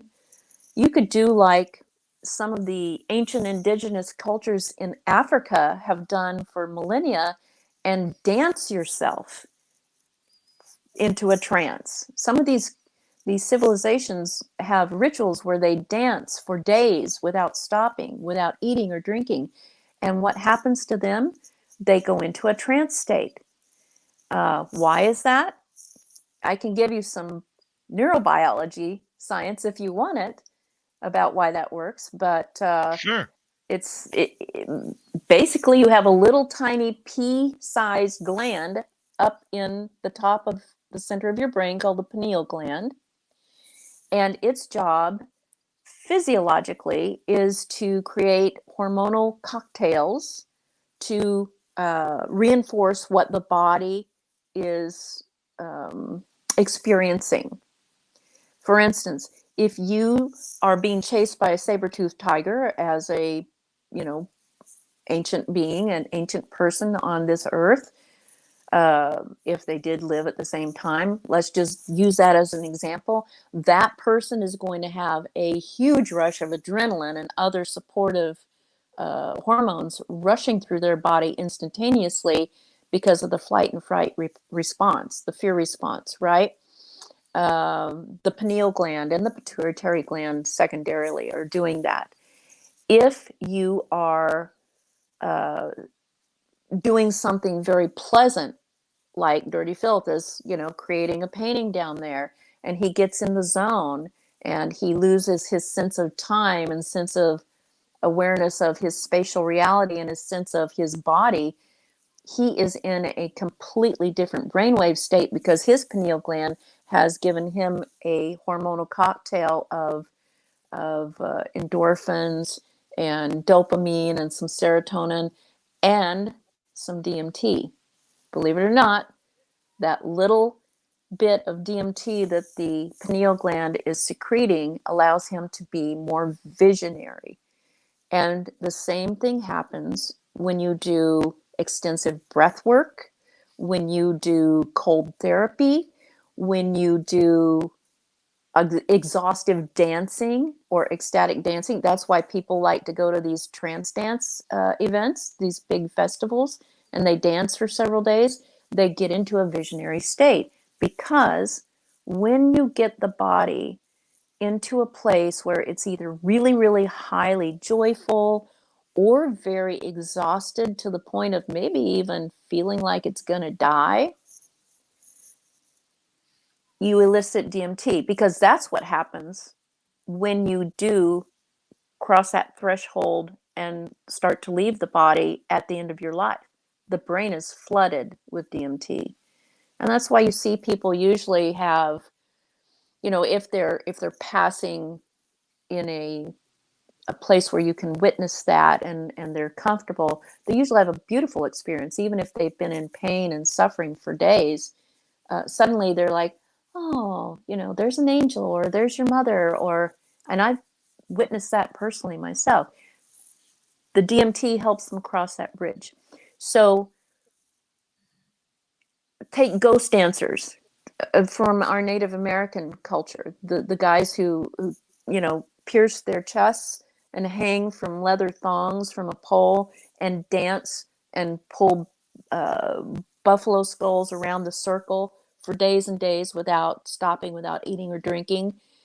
They are getting close to an exhausted state or a semi-death state, and the pineal gland signals, oh, time to establish that visionary state, and that's when they have their vision quest. The same thing happens when you do extensive, exhaustive breath work and then hold the breath and squeeze. You're literally pressurizing that pineal gland. The little crystals inside it are all vibrating at the same rate of high oscillation, and it becomes then a radio tower or a radio satellite dish right there in your own head, just like every electronic device works that we have on our planet right now, all works by crystals. Those crystals are now simulated by silicon chips, but it's all the same thing. Why is this? I just believe it is the common thread that holds all of consciousness together. This is why people who do plant medicines like psilocybin or ayahuasca or bufo, they are merging with the DMT spirit through those plants or through those substances. And the same thing is happening, but you're taking it into your body rather than just producing it from your own pineal gland. You're enhancing that, basically. And what happens? You have a visionary state. A lot of people say they merge with consciousness, merge with God, whatever. And it's the same thing. It's all the same thing. No matter where you look, there you are as consciousness. I'm not a proponent of stimulants or psychedelics in order to make contact. I don't think it needs to be done. I think that it's, we're always looking for an easier way. And I think people have been convinced that ayahuasca or psilocybin or other hallucinogenic drugs are the way to do it. I'm not saying that they don't work. I just wouldn't trust the results. The one thing that I have learned through all of this in my own growth is that if you have a group of people who are on the same energetic level as you, that is quite enough in order for you to see things that you've never seen before. Right. And for me, as we got about a minute to go, I'm getting frustrated where I see all these people taking these narcotics that they've never taught before, but they believe it's all in the name of spiritual enhancement, when in reality you don't need it. Yeah. Well, one correction, none of the things I just talked about are narcotic. They are not a narcotic. They are a psychedelic, but not a narcotic. But I agree with you, they're not needed. Now, they are very helpful. What we're doing a lot of research on now, especially Johns Hopkins, they're very helpful in assisting people in healing from anxiety and depression and Parkinson's and PTSD and so forth. So that's a whole other subject that we can get into at another time. But you don't need them to make contact. I absolutely agree with you.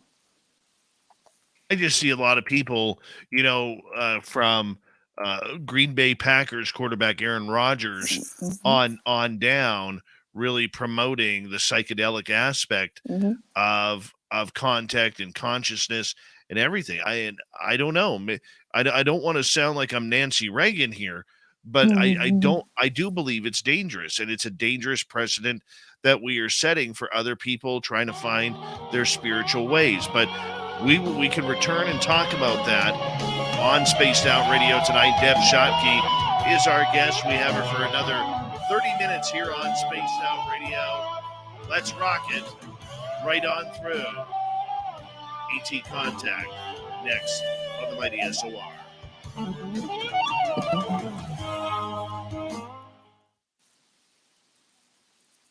All right, we're clear. Cool.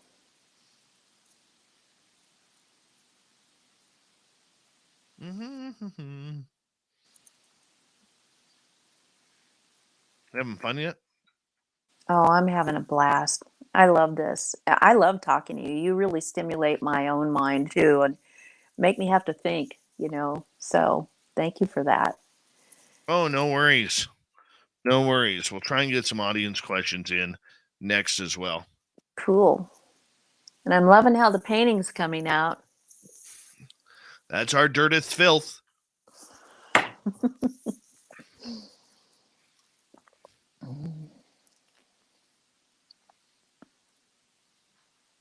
He is one dirty guy. Well, he does have some paint on his fingers. That is why he's dirty. Right there.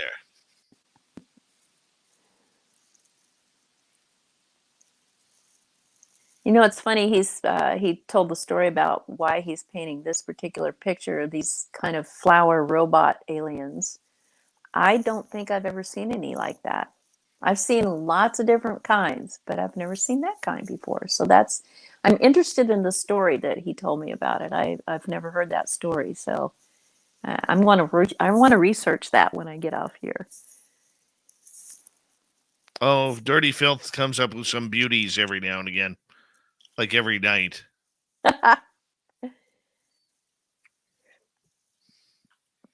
We don't know where it comes from. It just arrives.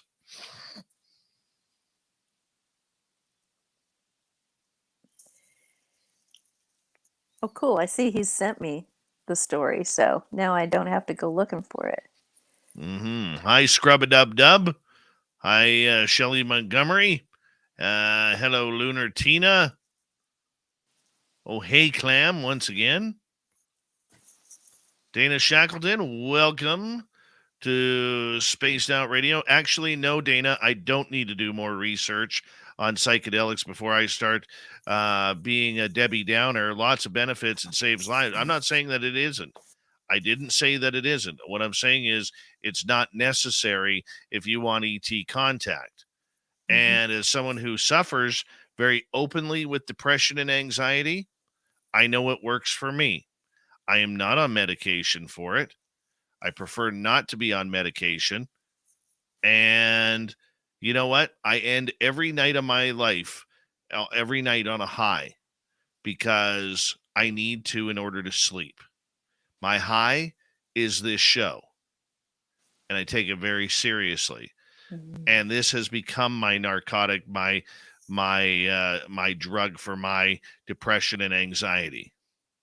So, yeah, I have flipped from narcotics to radio. It's your medicine. So it's my medicine. Everybody is different. I don't need to do my research. I already know my research. So since you're new here, I'll give you the grace of not knowing who I am or what I'm about before you start lecturing me. So thank you. Kufunia, how are you? Applesauce, good to see you. Corey Cole, thanks for coming on in. Dr. Kelly, how are you? We'll talk to you on Monday.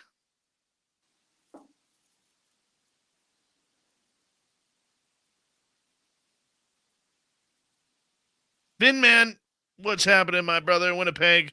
Do you have like 17 feet of snow yet? You got to be close.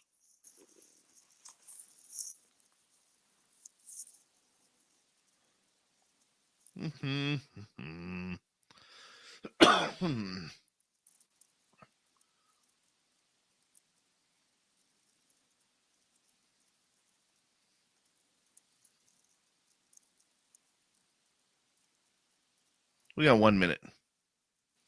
1 minute.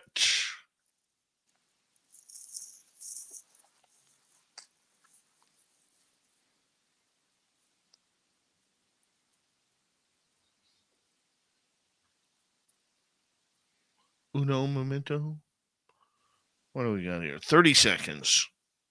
Super Chat is open for tonight. Our store is open 24 hours a day, 7 days a week on our website.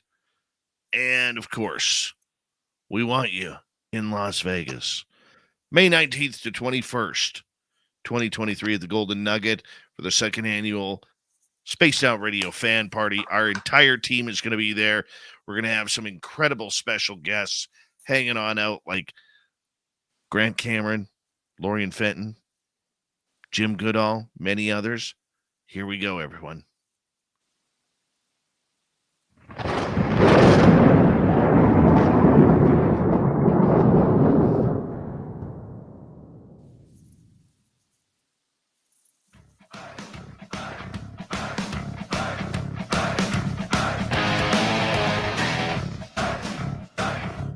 Past the halfway point of Spaced Out Radio tonight.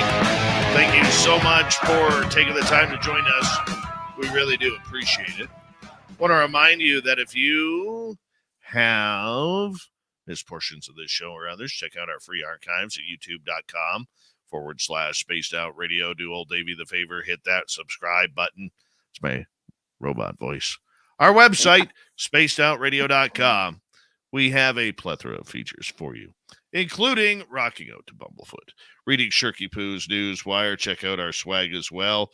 Follow us on Twitter at Spaced Out Radio, Instagram at Spaced Out Radio Show, and on TikTok at Spaced Out Radio. Aww.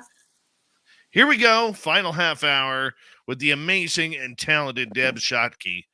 All right, we are hanging on out, talking all things about ET contact. Right before the break, we were talking about psychedelics. Do they work? Do they not? Do you need them? Do you not? And Deb, there's still a little bit of controversy around that, but more people are opening up to I guess the way I look at it, more people, whether they use psychedelics or not, are opening up to look for something else. Yes. For the majority of our lives, whether you were just born 10 years ago or you were born 50 years ago, we were ingrained that everything revolved around the church one way or another. Now, as more people pull away from organized religion to find their own spirituality, to find out their own answers, whether it's going out into nature, whether it's psychedelics, whether it's ET contact, we do see a real transition in humanity, especially here in North America. Maybe not so much in other countries, but here at least. How is this, along with any potential ET contact, going to affect mankind or humankind moving forward? Well, it's a good question, Dave, but really what's coming to me is the more we seek to understand, the more intelligent we become, the wiser we become. And I think the wiser we become, or the more, let's just say, the more information we gather, I hope that the wiser we will become and the less warlike, negative, controlling, and greedy we become. And eventually we start to work together and form one of these, level 1 or higher civilizations. We're not even a level 1 civilization if you go by that hierarchy that Michio Kaku talks about a lot, the astrophysicist who coined that. I think it is very apparent to me. I'm an old person. I'm way past my mid 60s.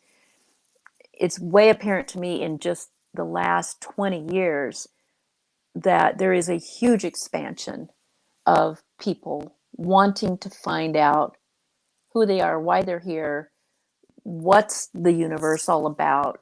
They're constantly seeking knowledge. And, what they do with it is their own business. But,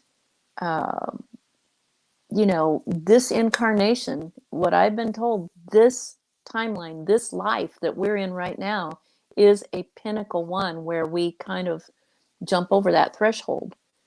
And they say that these beings are telling us through all these sessions and through channeling and everything. You just look everywhere and you hear the same message, that we get very close to self-annihilation before we decide to come together and work as one. And you look around you, it's getting pretty close, you know. Not trying to scare anyone, because there's nothing to fear. If you ever came into one of my sessions and had that part where you experience your own passing and you see firsthand and report verbally in the session, and it's recorded, what happens when you leave what I call this spacesuit behind, you just also leave behind any fear of death. There's just no reason to fear it, because there really is no death. There's just a change of form and function in the energy that you are. So if many people, if enough people had that conscious experience, or one like it, like the unity consciousness experience you're talking about, or, you know, oneness in meditation, or like you get it from having this show every night, you get a hit of something, joy. If Right. enough people have that, then we hit critical mass and the whole society starts to tilt that way. And the ones who don't want to go with it just simply, they stay back, but they're a minority at that point. You know, there are always going to be some minorities, but that's a self-imposed minority. So I don't know if that helps, but that is what I'm witnessing. It's my greatest wish and prayer that it hurries up and happens, and that people start to wake up and realize there is way more to them and to life than we've ever been told. And that most of what we've been told is a lie, and it's a control mechanism. And we don't have to, you know, if you don't participate in the control mechanism, you're not controlled anymore. Very true. Very true. I want to ask you, you ever flown the ship? Oh, yes. Oh, What's yes. that like? Many times. It depends on which ship it is. And most of it, in my experience, since I was a child and on, even to recently, is that ships aren't really, they're not needed. Number one, most beings travel in consciousness. And to have an experience with humans, often they manifest a ship or some sort of physical form, so that, you know, you have some sort of context for the viewer or the other participant. But there are mechanical ships, there are physical ships, and I've been in them. They work by merging with your consciousness. There are very few, if any, controls in these ships, in these craft. It's all controlled by consciousness, and dare I say, they are fueled by love. Now that's really woo, but that's been my experience. It's extreme woo. You have to have a feeling state and a desire to propel yourself to another point in non-local reality, in consciousness, which is what everything is. Oh, I agree with you that everything is consciousness. Everything is interconnected. And I learned a lot of that from the studies of Grant Cameron. And my dear the friend. He's just Grant. a wonderful, wonderful human being. Yes, Wonderful human being. And he's my mentor and hero in this field. He really is. You know, and as we see more people going down the consciousness aspect, how do we open up when we are barraged daily by social media, by the news, by what's Mhm. being said at the locker room, what's being said at the gym, what's being discussed at work. We live in a 24-hour, 7-day-a-week society now. It's Yeah. not like we have the opportunity to calm down and smell the roses anymore. We Mhm. don't garden anymore because we got to get ready to go out to eat with friends or go grab that coffee or we don't take the time to watch a sunset anymore. I mean, these are all little fruits that we have on this beautiful planet that we just don't seem to grasp the importance anymore because Mhm. life is so fast. We're looking down at our phone rather than staring at the stars and seeing all the craft that are flying around us. How do Truly. we how do we change that in our lives? Because telephones, social media, news, it's all become an addiction. Yes, you have to make a conscious choice and you have to be disciplined. And that's some of the messages that keep coming through as well. You know, these things are not evil. Technology is great, but you have to be conscious and use them with discernment. And part of that discernment is knowing when to put it down and go outside and take a walk in the sunshine and breathe the fresh air and listen to the birds, or just go off by yourself for a few minutes and be with yourself without having any other distractions. And that means really turning everything off and being disciplined and doing that for an amount of time, even if it's 3 minutes a day, every day, because it's like lifting spiritual weights. The way you get into alternate realities, the way you get into higher frequencies than this physical dimension is to literally interact with the physical dimension that was here at the beginning, which is nature, which is stillness, which is going within yourself. And so there are many paths up the mountain. They all work, but some are just faster and easier. And that's the fast track for me. Meditation, breath work, spiritual practice, whatever your spiritual practice is, getting into the flow state, whatever that means. And I was talking to Dirty Filth a while ago about his creative process there. If you do whatever you do that makes you lose your sense of time, your sense of your body, and your sense of the outside world, you're in a flow state, i.e., the theta brainwave state that we were talking about at the beginning of this interview, which is the state that I get people into for quantum hypnosis so they can access the field and get any information they need at any time and have any experience that they need to replay or visit. It's all connected. So do what makes you get into that flow state or the theta state. If painting is your jam, paint. Playing music, hosting a radio show, volunteering at the soup kitchen, whatever. Whatever brings you joy, love, peace, compassion, do more of that. And you can't go wrong. It will expand. I love that advice. Love that advice. And Okay. if I may please add to that for just 1 second. Since I Absolutely. moved since I moved out of the city and moved into the middle of nowhere where I live now in a community of 1,100 people. Love it. Okay. Yeah. The one thing that I had forgotten was the power of nature, the power of water, and just Yes. seeing water, which is very cleansing. Yeah. And believe it or not, and trust me, I am not a tree hugging hippie at all. Okay, I am.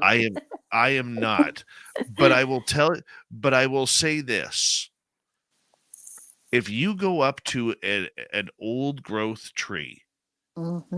and you hug that tree, you will actually feel its energy coming back into you. And It's called communion. I was blown away when this happened to me. So when I'm out in nature now and I go out and I see a tree that's standing 80, 90, 100 feet tall, and that tree, it has been around for about 100, 150 plus years, 200 years, and you go tell that tree, you are beautiful. Wow, you are gorgeous. And you hug it, you can actually feel the tree talking back to you and responding with the most positive energy that you will ever feel. And Absolutely. now, of course, I mean, if it's a dead tree, it's not going to work, and I will cut it down with my chainsaw, right? But if it's a well-groomed and healthy tree, Mhm. and maybe it survived a forest fire or two or whatever, it's got some battle scars, and you tell that tree it's beautiful, it will respond back. It is the trippiest thing ever. I love you for that, Dave. I literally live in the house I live in right now because in the front yard there are two at least 150-year-old trees who've seen a lot of life. And just across the street from that, from me, is a lake. And without those elements being right here, I probably couldn't do the work I do that I'm doing I believe now that. because they support me in this work. That is, sometimes my meditation is literally sitting on my front step, gazing at that lake with a breeze making the sunlight, dance around on the little peaks of the waves. And I go into a trance state just looking at that, and I literally can hear that water communicating with me. Mm-hmm. And I know that sounds crazy, but it's like hugging the tree. I agree. You're having a state of communion. And I think it's really weird. It's like a Zen koan, because to get yourself free from this third dimensional, rigid, dualistic, karmically patterned construct that we call earth life, and into the next level where most of these beings live or beyond, the way you do it is to connect more with the physical aspects, the elemental aspects of this planet. It's the craziest thing. And the more you get away from it and you're tied to your technology and you're tied to your friends and you're tied to the news and all that, you lose that connection. It's harder to escape what I call hit escape velocity and move into the next level because you're just distracted. Oh, absolutely. But I mean, how many times, whether it's for CE5 or whatever, do you actually take yourself and put yourself in a situation, take yourself out of the concrete jungle or even your box house that you live in, and actually go and feel nature? For me, every day. And if I don't, I'm dead. I'm in big trouble. But the But majority of you're the speaking public is not rhetorically. doing that. Yeah, they're not doing that. Rhetorically, the public is And not doing that. and that is It, part of the practice. Go yeah, outside. Get go out of your outside. house. Get some sunlight on your skin and in your eyes. Take your contacts out. Take your sunglasses off. Don't stare at the sun, but get some light in your eyes, on your skin. Breathe the air. Move your body. And shut up and listen to the world around you, the natural world. Touch the earth. Touch the plants. You know, if you sit there long enough out in the woods, animals will come up to you. It's funny you were saying you mentioned that because earlier this year where we found a Sasquatch track, my buddy Paul was casting it and I had my back to Paul and I said, Paul, something is watching us right now. Something is watching us. And we're in the middle of the forest here. We're in the middle of the forest and this area has grizzly bears, black bears, mountain lions, everything, giant 1,000-pound moose. It's a lot of things that could kill you. Right. And I said to Paul, I said, Paul, I get the feeling we're being watched. And you know what? It's amazing how when you're out in nature that your intuition picks up Mm-hmm. big time, because It does. I turned around, and about 75 feet behind me was a deer staring at us. Yeah. And I was, now, trust me, I am thankful it was a deer. Yeah. Very thankful, because of what it, I didn't need, old grizzly bear, Yeah. who's a little pissed off at life, hanging on out and looking at Fat Boy Dave for his next meal. I'll be on, Debs, I'll be honest with you. If a bear ate, it was the middle of the spring, and if that bear would have ate me, he would have just went right back into hibernation because he had enough. Oh my God, stop. But I wish we had another hour, because just recently when I did the big CE5 training retreat up in Wisconsin a few weeks ago, we had numerous Sasquatch experiences during the CE5 and with other beings as well in the forest surrounding us. Incredible. And I'm telling you, it was as real gets. Yeah. But it's Thing. because we were all in that high level frequency state as a coherent group that we were able to do that. And of course, we had lots of sky activity as well and other things, but that's for another time. Can you do CE5 inside, or does it have to be outside? No, we do it inside a lot. I mean, I live in Missouri. We have some pretty harsh winters here, and we don't like to just do it during the summer. So we hold our groups inside, and we have had phenomenal results inside. In fact, I have videos of manifestations and things happening inside during our indoor CE5. So yeah, it happens anywhere you want it. You can do it with a group, you can do it by yourself. You're just initiating contact. And when you send that message out with love and joy and peace and the desire to communicate with higher level beings, benevolent beings at the very least, you will get contact. I promise you. You just have to have an open mind and not limit how it comes or how it's going to manifest. I think that's great. With 2.5 minutes to go, Deb, do me a favor. Tell everybody where they can find your work, how they can get in contact with you, if they want a hypnosis or regression or anything along those lines, because I think you have really impacted a lot of people tonight in so many different variables of the topic. And a lot of people are so hurting for answers. Oh, thank you. And I searching for appreciate answers. And I think you're one of the good ones in order to try and bring that out. So if you could take a minute or so to let our audience know what you're going to be up to for the rest of the year and how they can get a hold of you, that would be wonderful.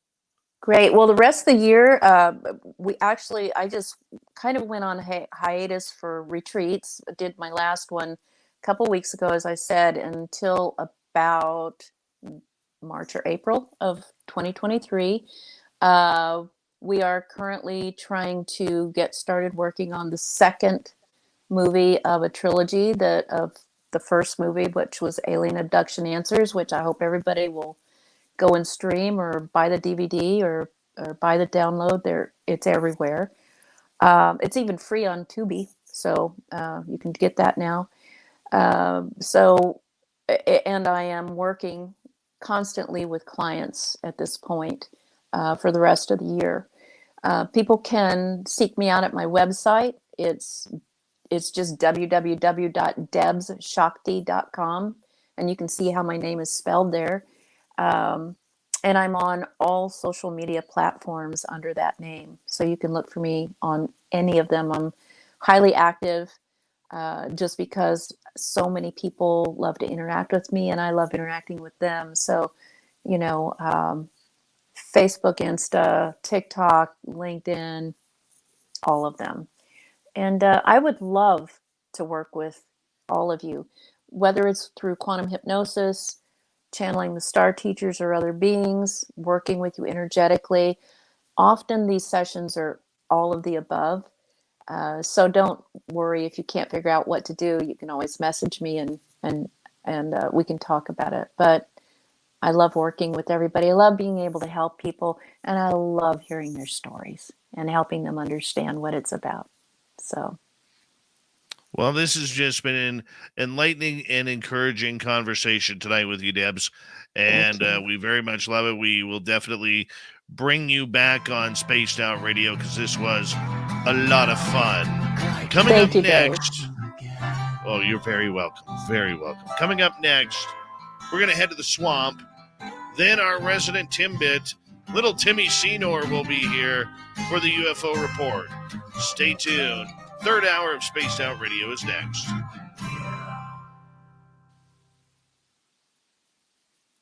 Great job, Deb. Oh, thank you. Thank you. I'll give you a few claps for that. Thank you. I just loved it. You really get me going. So, and I love the painting, the way the cartoon came out. That's beautiful. That turned out well. That turned out very well. Pasco County RoboCars. That's so amazing. That's dirty filth for you. Oh, there we go. There you go, dirty. Straighten it out. Looks awesome, buddy. Looks Even awesome. has some little mushrooms in there. Mm-hmm. I don't know anything about that kind of stuff. They just came through. Well, the mushrooms are part of the mycelium network that really connects everything on this planet. The mycelium network is everywhere. And so anywhere you see fungi, pardon me, there are millions of miles of a natural internet network under our soil. And it's all connected. Wow. And it comes from the mushrooms, from the fungi. So if you don't know anything about that, just look up mycelium network. And if you want, I'll send you a link to something later. So, well, you can send me that stuff too. Yeah. Mushrooms are interesting. Yeah. Oh, they're amazing. They, originally we think they came from outer space as space spores and landed here. So, and they started our internal network, the natural internet under the ground. Remember the movie Avatar, where they would, link into the... Oh, they put those weird tentacles into the ground, right into the ground or into the plants. That's what they're talking about. Our planet has that under the soil, everywhere, no matter where you go, and it's all connected, which is super trippy when you think about it. So we think we're, the top of the hierarchy of intelligence on this planet, and we know nothing compared to what those guys know. So it's pretty interesting. But I love the cartoon, and I can't wait to go and research that case now. That's really interesting. Well, I sent you a link to it. If you give me your address or mailbox or some P.O. box or something, I'll frame this sucker up and send it to you. Really cool. Thank you. No, I will give it to you. I'll send it to you in just a minute. Actually, I saw that you sent me that in a text, so I can't wait. Now, can people hear us still? Yeah, they can still hear us. I'm still trying not to swear as best as I can. So me too. I'm trying to be really good. We're still off the thing, so if you do swear, Dave can't get too mad at us. Oh, it's all right. I won't swear. It's hard, but I won't. Let's see. I'm just typing out my address for you so you can send that to me because I would love to have it. I'll even send you one of the Christmas cards I've been sending out to people. Oh my gosh, thank you. I'll send you one back. Nice. Sorry, I type really slowly with my thumbs, so. I just use 2 pointer fingers when I'm using the keyboard. Don't worry about it. That's how my hubby types on his phone, but I type with my thumbs. So anyway. So what's up next? Then you have another guest on after this. Is that true? I think we got Tim Senor coming in, talk about UFOs, and then cool. I think Dave's probably going to rant about something. And there'll probably be a creepy story. Awesome. And I'm gonna go feed the cats some snacks because they deserve it whenever Dave gets back. Yeah. It's always Friday at the end of the show. At the end of the show, I always take a handful of this like meow mix, cat mix treat stuff and just throw it in the kitchen on the kitchen floor, and all the cats go crazy. And Mrs. Phil shakes her head at me and she's like, "That's why the cats are fat." I'm like, "Nope, just because it's cold outside, they can't go out." Yeah. They're not actually fat, but I saw one of them earlier. It was so cute, just walking right across. Blob just had to show up. Screen. I'm very surprised. My husband probably locked my dogs up for this thing because they, anytime I'm, in the energy talking like I do, they come bursting in the room. So dogs are good that way. Yeah, love them. They love them. My one dog snores really loudly, and when I'm doing sessions, he always finds a way in the room, even if I have the door latched. And he's a giant dog. He's like a 150-pounder. And he lays right in front of my system, and you can hear him snoring really loudly. And several people have remarked, what was that beautiful droning sound during the session? It just took me deeper and deeper and deeper. Like, that was my dog snoring. Sorry. So he's an assistant in these sessions. Deb, we have to say goodnight to you tonight because we got to get ready for hour 3 here. But thank you so much for coming on Spaced Out Radio. You're a true blessing. Thank you, my dear. Thank you, Dave. Thank you, Dirty. I loved it. Thanks to all the viewers. Love all of you. And we'll see you later. Take care. Thanks, Debz. Good night. Debz Shakti, everyone. Isn't she just a gem? She's just a gem. Yep, that she is. All right, big thank you tonight to Marty and Stacy for the super chats tonight. Very much appreciate the love and support for SOR, and really appreciate all of you. Thank you so much. And I apologize I didn't get to any questions. I will try better next time. Here we go with hour number 3, everyone.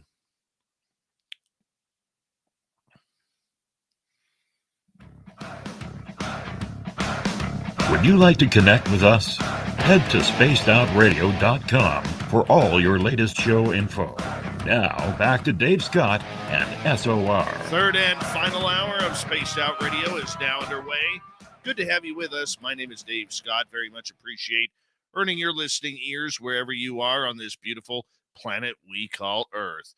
Hi to everyone listening in on our terrestrial affiliates around North America, digitally on Odyssey Radio, TalkStream Live, and KPNL. All of our archives are free.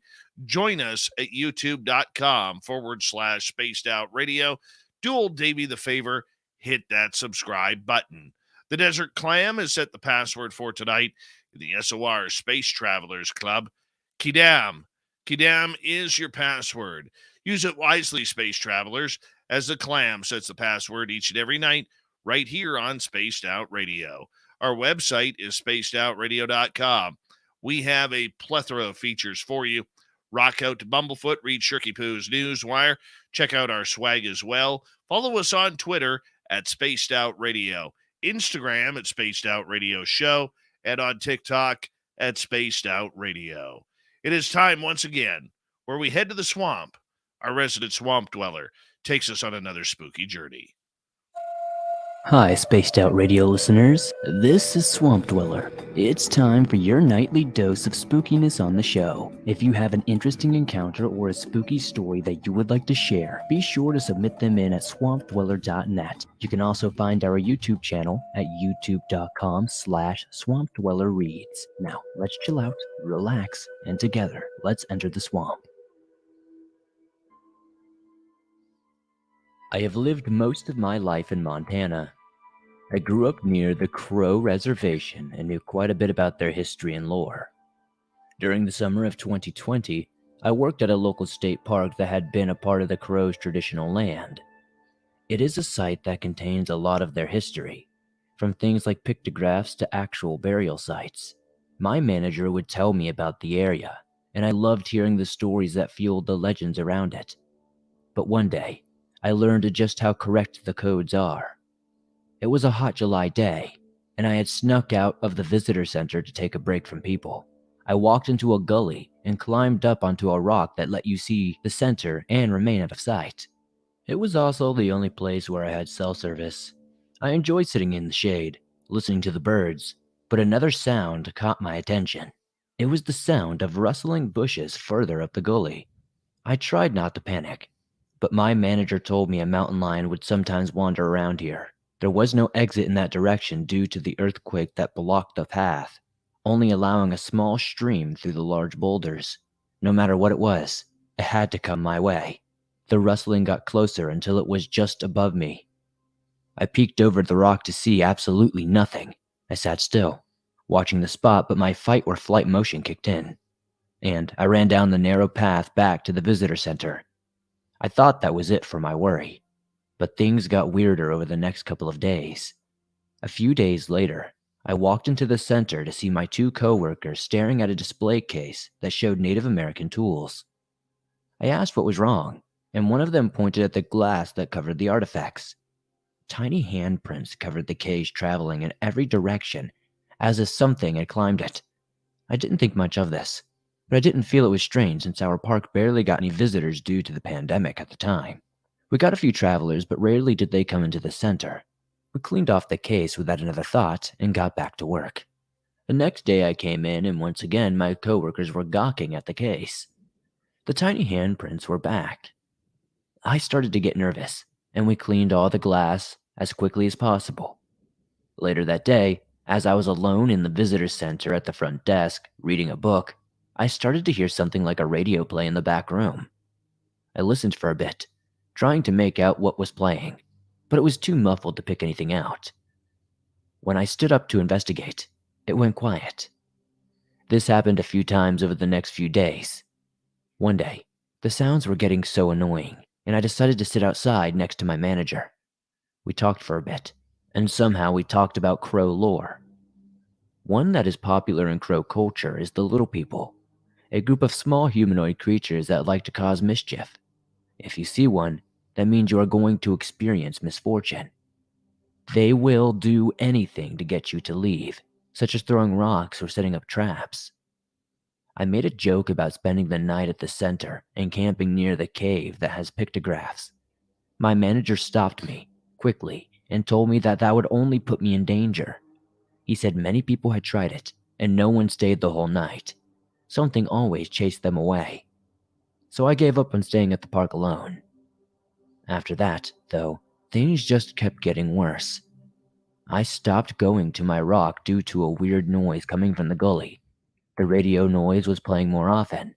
Then something happened that led my manager calling a medicine man to the center. I was sitting inside. My manager was on the phone talking to a water testing facility since the water had suddenly become undrinkable. He angrily hung up on the phone and said he was going out to smoke.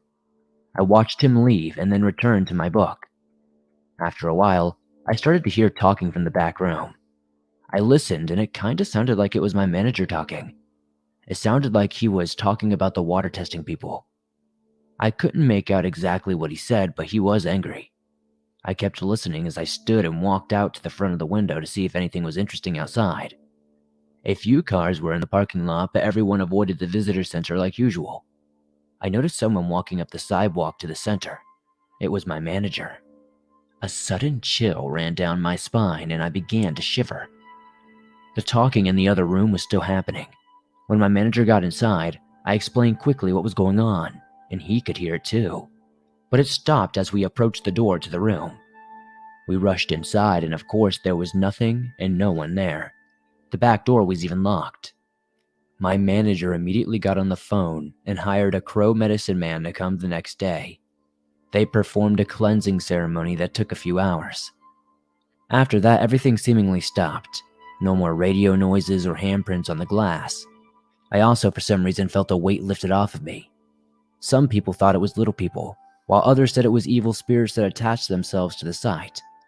I won't know the truth as I don't work there anymore, but whatever it was has led me to take a lot of caution when I'm near sacred sites such as this, and to be very wary when working out in the woods as well. Always be careful in the woods, my friends.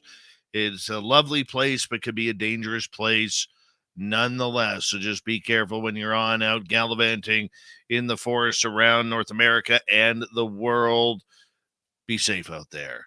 We love the Swamp Dweller around here, and that's why we play him every Monday through Friday night, kicking off hour number 3 of this show, as it gives us just a tad of spookiness each and every night. If you want to listen to thousands of Swamp Dweller stories, just head over to his YouTube channel, youtube.com/Swamp Dweller Reads. Hit subscribe on that channel, and you will be thankful because you get to listen to him each and every day. All right, it is time once again to bring in Tim Senor, our resident Timbit, and the UFO report. Nobody's going to know. They're going to know.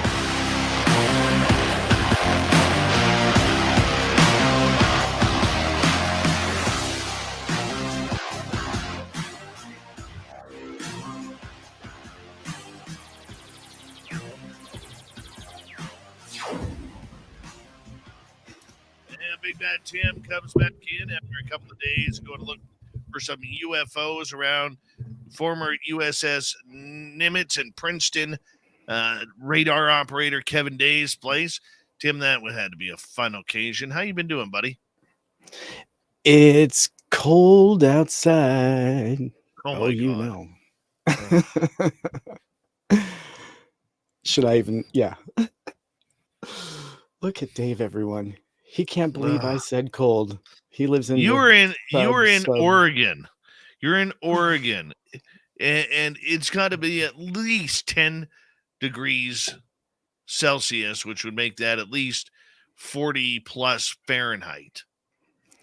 All right, let's do the temperature check here. Yeah, it could be. What like is that. it in the middle of the Caribou right now?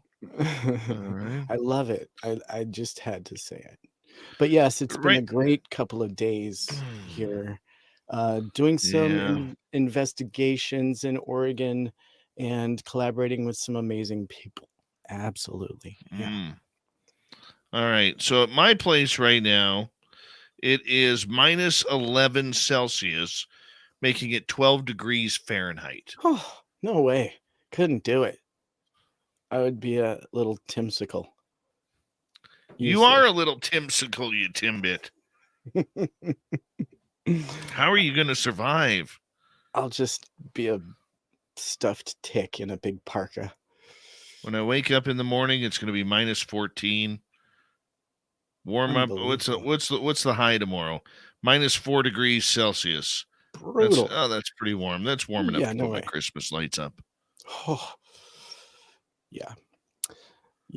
That sounds just ideal.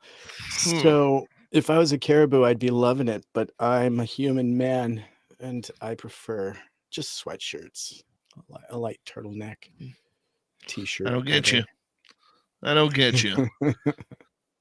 Buddy, let's start off with a little bit of news here, because Representative Tim Burchett, who has been, whether or not you agree with his politics on a daily basis is irrelevant at this point. We're going to talk about him on a UFO front here. He has been one of the loudest voices towards true disclosure. None of this cover-up crap. None of this, let's leave that in the background. None of this, that's national security garbage. True disclosure. From Roswell, not the Nimitz incident, from Roswell on up. And he continues to talk about this, including the fact that the ODNI report hasn't even come out yet. What's going on here? Yeah, and even he knows that he himself is quite controversial. And so he has mixed supporters even within his constituency. But he did a great interview recently with Jay from Project Unity. And yeah, that's right. The ODNI is hoping probably to just wait this topic out, according to Tim Burchett. And so they're hoping to see how things will change, perhaps with the elections, to see a change of command, and also perhaps see it a shift in Congress. We're still waiting to see a shift. So we're, perhaps waiting this topic out is the way things are looking. And so senators set up meetings with Tim, and then they'll just go ahead and cancel it as if they've been told to back off or they've been compromised in some way. And including that list of senators, unfortunately, is Mark Rubio, who made a last-minute cancellation knowing that they were going to be discussing this topic. So that is a little bit disheartening, knowing that both Mark Rubio and Senator Gillibrand have been potentially the forefront of this topic in recent months, and potentially, in Tim's words, have been compromised themselves. And so seeing as these cancellations are happening for meetings to discuss this topic, Tim himself is wondering how deep this could run. And Dave, that is a little bit disheartening to hear from somebody that's this close to the gameplay. What's your thought? Well, my friend, I mean, look, the signs are obvious that there is a major cover-up regarding UFOs going on. This is why we have been championing the fact to our audience ad nauseum that there is no such thing as disclosure. What you're hearing about disclosure is just a cover-up to confirmation that the phenomena is out there. They don't want to give up the goods, Tib. They don't want to give the juice. They don't want to talk about aliens. They don't want to talk about videos. They don't want to talk about the secret technology that they're keeping. And Tim Burchett, love him or hate him, he's the only politician standing up right now for the UFO people. And when I see UFO activists going off on, how proud they are of the government listening in on this, of whether it's Rubio or Gillibrand or Elizondo or Mellon or NASA or anybody, and waving the disclosure flag, the only person that any UFO activist should be cheering on right now is Tim Burchett. He wants true disclosure. He wants it all for the public, much like what's happening up here in Canada with MP Larry Maguire. They want to push it through. They realize the public, the people of the United States, the people of North America and the world have the right to know what happened at Roswell. Was it a UFO crash? Were there aliens on board? Were there alien bodies? Were there alien survivors like we tend to believe? Okay. They want us to know about all of these crashes and crash retrievals and events. And that Pandora's box of ufology that sits in the middle of the Pentagon needs to be cracked open. And you know what? On that end alone, I wish more politicians had the guts to stand up for the people on this like he does. Yes, you're right. He is very controversial. Okay, he is a very staunch Christian Republican, and we all know where that goes. Not that there's anything wrong with Republicans. Okay, not that there's anything wrong with Democrats. You notice how politically unbiased I was there. That was right? very diplomatic. I enjoyed that. Thank you. Yes. He's very un-Trudeau-like. Right? The point that I'm getting at is this. He's the only one calling for true disclosure. That says something to me. That says that on the information, Tim, that he has been involved with, because he has been given some information, he stated that publicly. Okay? Out of the information that he's given him, he is disgusted that those above him in the Senate and in the alphabet agencies and within the military are covering up things that he believes the American public should be seeing and should know about for their own safety, for their own concern, and for their own benefit. But he's playing a very lonely game right now. He is indeed. But in this interview, he also talks about UFO photos that we'll never get to see. And that's very frustrating to know that this is something that we're probably not going to see any more of, i.e. Navy videos, and that does kind of lead into one of my next stories, where a Navy JAG, which is a judge advocate general, denied major FOIA appeals, further solidifying UFO and UAP secrecy.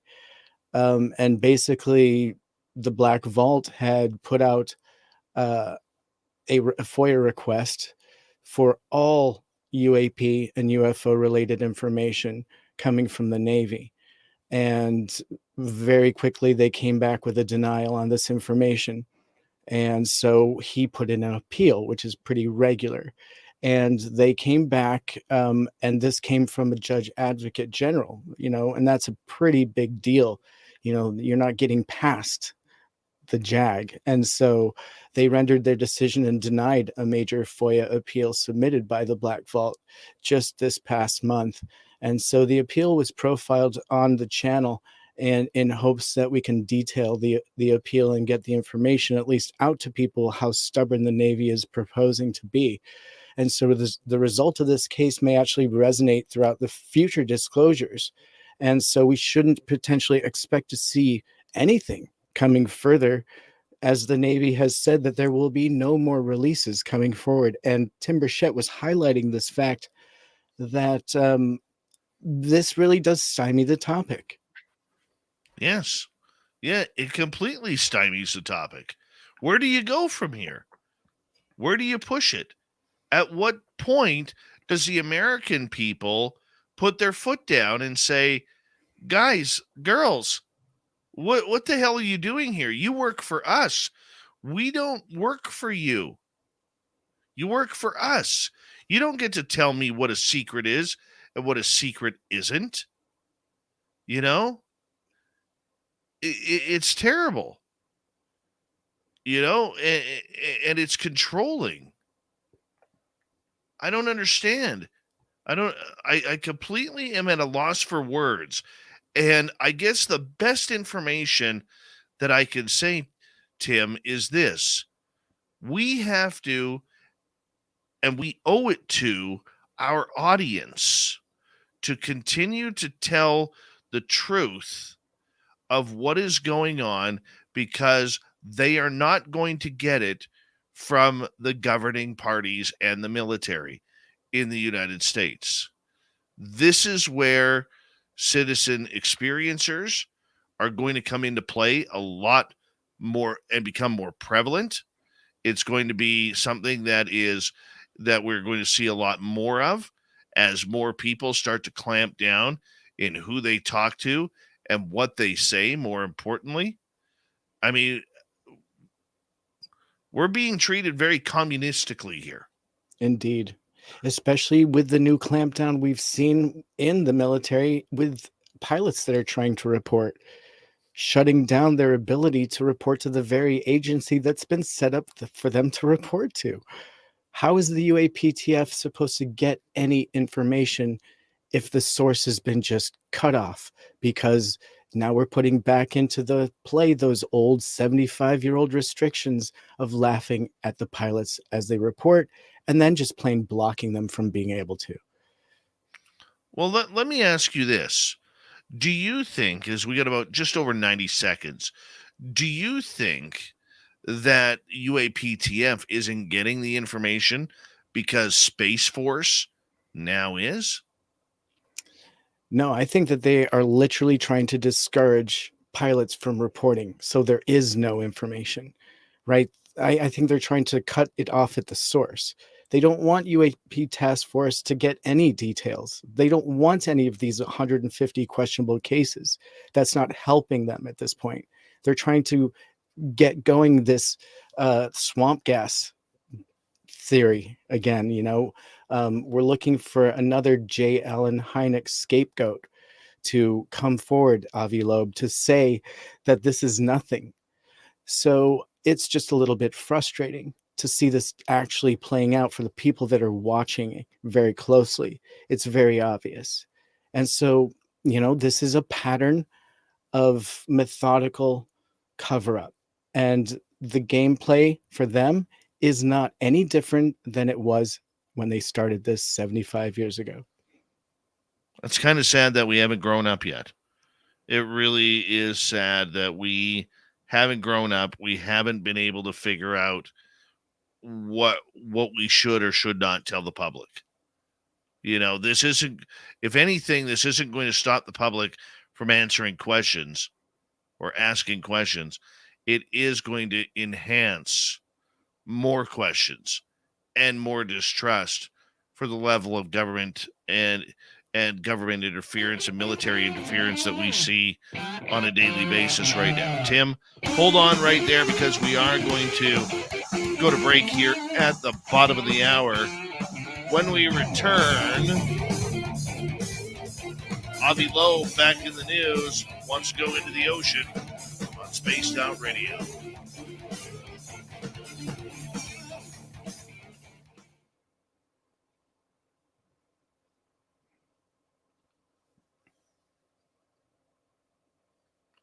Hi, Caged Cry. How you doing?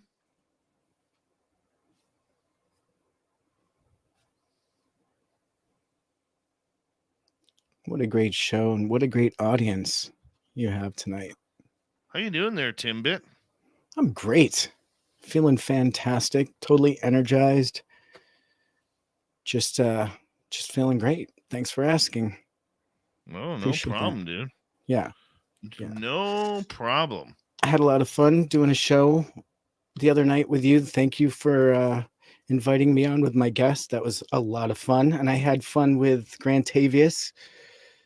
Got to finally meet the legend, and we had quite a bit of fun. He's a good dude. He's a good dude. Yeah. Yeah. He's hilarious. Yeah, he is. Yeah, he is. Indeed.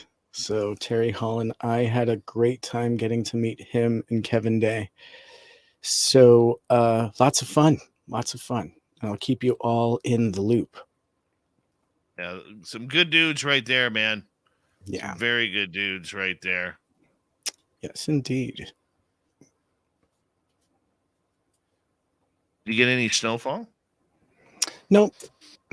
Beautiful clear skies, actually. Cold for me. It was cold. But yeah, crystal clear skies. Gorgeous. Your cold is different than mine, though, dude. Well, man, I moved here from Hawaii. I'd been living there for a while, and then I moved to here. So this is cold to me. It's just, climate adjustment. I would be fine up in your neck of the woods eventually. I'm from upstate New York. I could probably fare any weather, but it would be drastic to go there right now. I would feel it for sure. Oh, of course you would. Uh-huh. Yeah. Nothing wrong with that. And I have nothing up top to keep my dome warm. I have to wear one of those ridiculous big thermal hats with the ear flaps. I'm that guy. Yeah.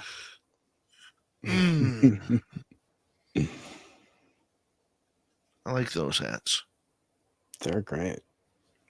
Yeah, they are. I could see you in one of those hats. I got one. I'll bet you do. I wish it was right there and you were wearing it now.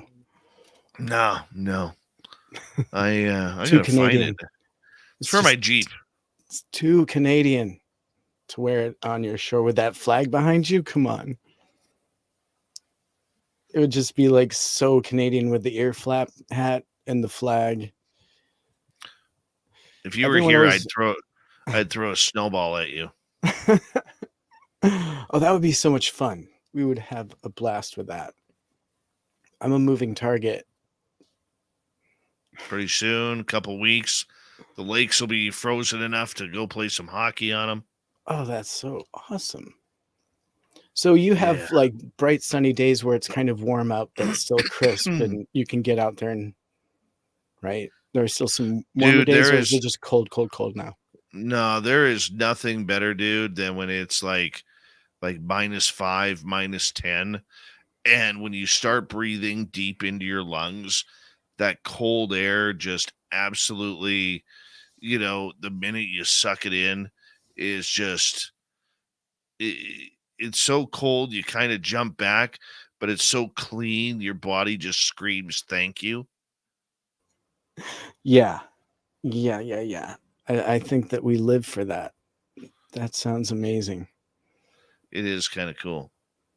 Yeah, actually, Kevin Day lives down by Grants Pass, Oregon, which is on almost the border of California, and he's got some really beautiful clear skies. And it was kind of like that being there. Just beautiful, clean air. I do not have a black and red checkered coat. I do have blankets that are black and red checkered, though. You have to. It's mandatory. Mandatory plaid up here. Do you do ice fishing? No, my buddies do, though.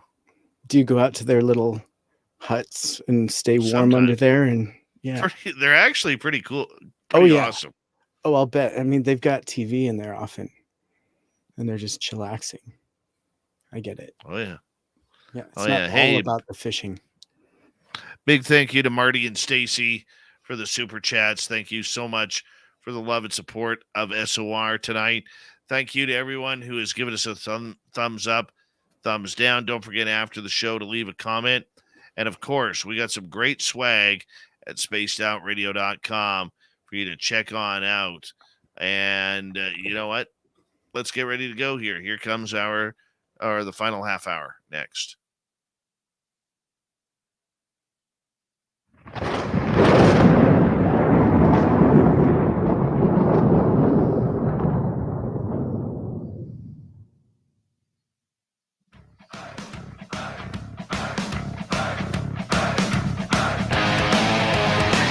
We're around at third. We're heading for home tonight on Spaced Out Radio.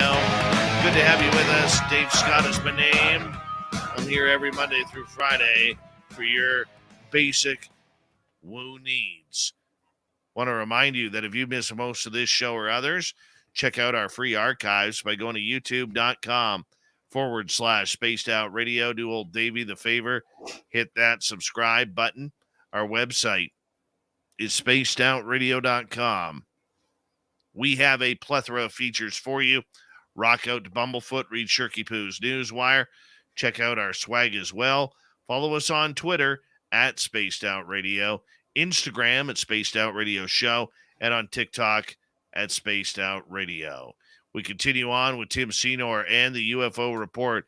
We're going to head over to Harvard University, the pride of the Ivy League, and we're going to learn more about Avi Loeb.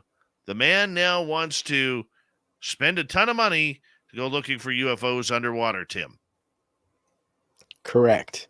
Harvard professor is ready to scour the ocean floor just north of Australia for crashed alien technology.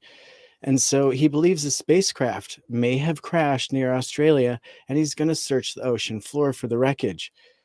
And so Avi Loeb believes this just over a decade ago, something just north of Australia perhaps hit the ocean floor, and he's planning an expedition to retrieve the object from the floor of the Pacific Ocean.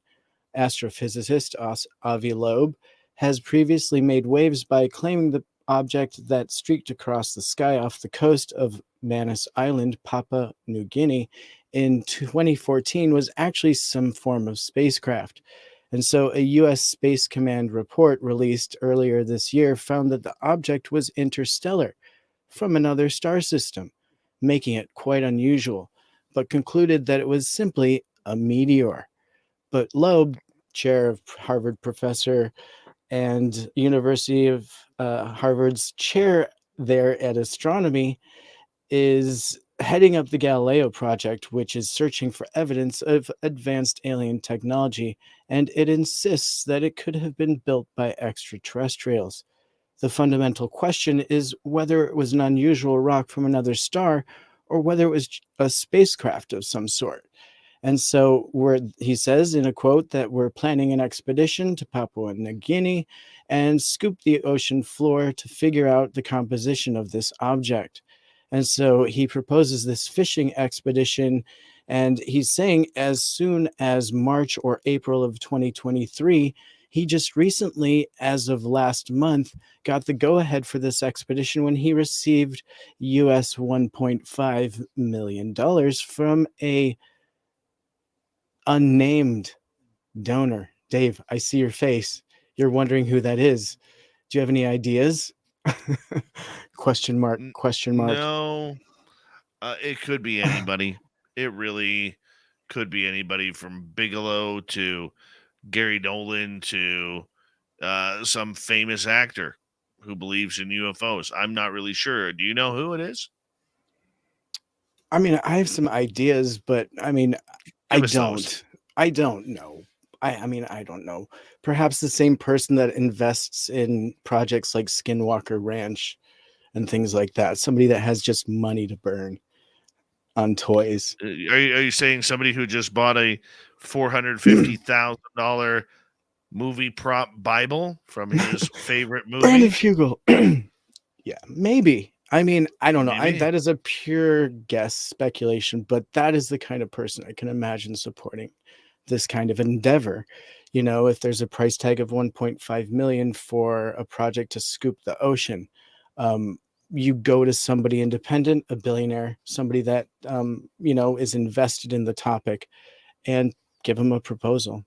I think that, you know, he's definitely on would be on my short list if I was Avi. Oh, probably, and that may happen as well. But you know, I want to ask you this: do you think Avi Loeb and his team from Galileo should really be worrying about a crash retrieval in Australia at this point in time? To me, that's a lot of money you waste. Dave. No, I completely disagree with you, okay, on this. So the fact that we have a chance to bring up a piece of interstellar question mark, whatever that is, be it meteorite or other, that is incredibly interesting. And there's a ton of information stored in that piece of whatever. So it's much easier to get this piece of interstellar question mark than it would be to chase down a Muamua at this point, which I believe was also proposed. So I think this is great. And a $1.5 million price tag is actually pretty low for something like this if it actually yields some information. So I'm on the other side of the coin there. I think this is aggressively looking for data and I love it. I'm that guy. So I completely support it. I would love to be a fly on the wall on that expedition. To be completely honest with you, I find it intriguing. So I applaud it. I was excited to see he finally put this into motion and that he got some support. With all their ties to the U.S. government, though, why move your team 10,000 miles away when you can do it right in your own backyard? For which part? The study. Well, I don't. So, well, they're just going to grab that sample, you know, and bring it back to Harvard University and do their investigation on it, I'm sure. And whoever else is going to get samples, I'm sure it's massive, you know, so they're probably going to have quite a big sample. But I guess to answer your question, I think that you have to search the world for evidence. You're not going to find it in just one hotspot, you know, it and it doesn't seem to reveal itself in any one specific way, shape, or form. So gather all your data before we can make any kind of decisions. But I think this is a great way, you know, to force his hand to give us some information. You know, we're going to get some results from this investigation, hopefully. Well, we can only hope. What's happening in Canada right now, my friend? Oh, yeah, let's definitely take a look at that. I'm going to have to search. Here it is. So the head of Canada UFO program now believes that ancient races could possibly be from elsewhere and may have colonized Earth many, many times over. And so it all started a few years ago with the quote unquote space race, and it began between two rival nations, the USA and Soviets. But the world was stunned by the daily UFO sightings and stories of alien contact flushing through the newspapers. And so it's an area of two types of people. The first one groups the like-minded people, for example, engineers, scientists, and inventors who dismissed any alien contact. And then we have the other group that just completely discounts anything possible within this realm. And so these groups never aligned with each other, but Wilbert Blockhouse Smith, a Canadian engineer, was the only line of connection between these two groups. And so Mr. Smith worked with a senior radio engineer from the Canadian government's Department of Transport in the late 40s and 50s, and he was the reason behind the radio communication between Canada and the US.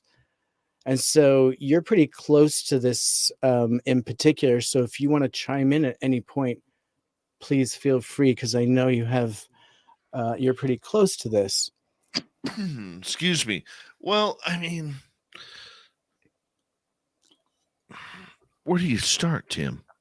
Yeah, and it's a good story from how and why, but that anyone can go and read. But please.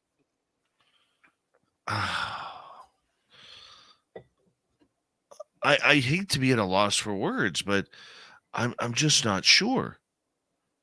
I am honestly just not sure, because I am very wary of Canada today getting involved with the U.S. regarding disclosure. But as I said last night to you and on the Dave 101, Canada has a huge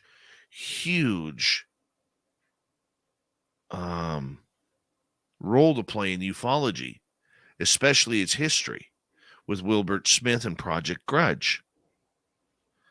And for our United States listeners and our world listeners, Wilbert Smith would have been the Canadian equivalent of J. Allen Hynek. And hey, if there's ancient races living among us somewhere, where are they? Are they underground? Because we know in India they have one island dedicated to a special ancient tribe that they are trying to keep alive. They don't own anything from the New World. They don't get food from their New World. They don't get water. They have to be self-sufficient. Okay? They have no concept of money. And when helicopters start coming over, there's a good chance you're going to be food for dinner if they catch you. And this is so much of a traditional island that the Indian government will not even allow anybody in that island. They just won't. So, Wilbert Smith did great work. It seems to have ended abruptly, much like J. Allen Hynek, who I think both of them have, outside of Hynek's fantastic beard and mustache combination, along with the horn-rimmed glasses. Wilbert Smith was just as brilliant. Yeah. And just to dip into this story a little bit about him, in 1950, the Canadian UFO study program, Project Magnet, Project Magnet. Magnet, sorry. Yeah, was established by Transport Canada under the supervision of Mr. Smith. And the government funded the project for 4 years, but he received informal funding after. And then in 1952, he set up an observatory at Shirley's Bay to study the findings of UFO sightings under Project Magnet. And he had a personal interest in geomagnetism, which made him conclude that the UFOs were of extraterrestrial origin, propelled by magnetic forces, and actually from parallel universes. And so Mr. Smith said, it is in my opinion that the people from elsewhere choose all sorts of methods to make contact with us, and their technology and understanding being much better than ours, they can use methods which we find quite incomprehensible. And so interestingly, he believes that UFOs were controlled through through psychic powers. and such statements embarrassed the Department of Transport. And in 1952, when the great UFO wave hit the media, Mr. Smith claimed that the United States Air Force actually shot down a UFO near Washington, D.C., recovered its piece, and let him borrow it. When asked if he had returned the piece to the USAF, he replied that it went to a much more highly secret group, and it was neither FBI nor CIA, and he could not identify nor disclose. So he was really pivotal in a lot of information, and he had theories on all kinds of things, including something that he called a field function that changed throughout the universe. And it could be something that was altered through consciousness. And he was a very deep thinker, and a lot of people don't know about him. And I think they should learn more because he was really an interesting man. Dave, tell us a little bit more. Well, Wilbert Smith worked, right through the 50s and 60s as I believe, the number one ufologist in North America, if not the world at that time. He was, and this is, and I called it Project Grudge earlier, and I apologize, Project Magnet. He worked very closely with the U.S. government, who was actually hitting him up for information. Because remember, back then, we were a hell of a lot closer then than we were now politically. Okay, and we really, really tried to be self-sustaining here in North America with oil, with wood, with gas, and, bingo cards and everything else that kind of runs in between. That being said, Canada wasn't giving up anything. Canada had a great flight program with Avro that went to the wayside, courtesy of Paul Hellyer and John Diefenbaker. And that really set everything back from our military to how much money that we could put in to go searching for UFOs. The one thing that I learned from one of our politicians the other day, Tim, and you might be shocked about this, there is no money in the Canadian budget for UFOs. Zero. Not a dime. Yet the reports keep coming on in sooner rather than later. So Wilbert Smith, good guy. I never met him because he passed away way before I even knew who he was. But from people I know who had spoken with him, great guy, wanted the truth, came in as a complete skeptic, left the door open with a multitude of woo. That's all you can ask, a multitude of woo.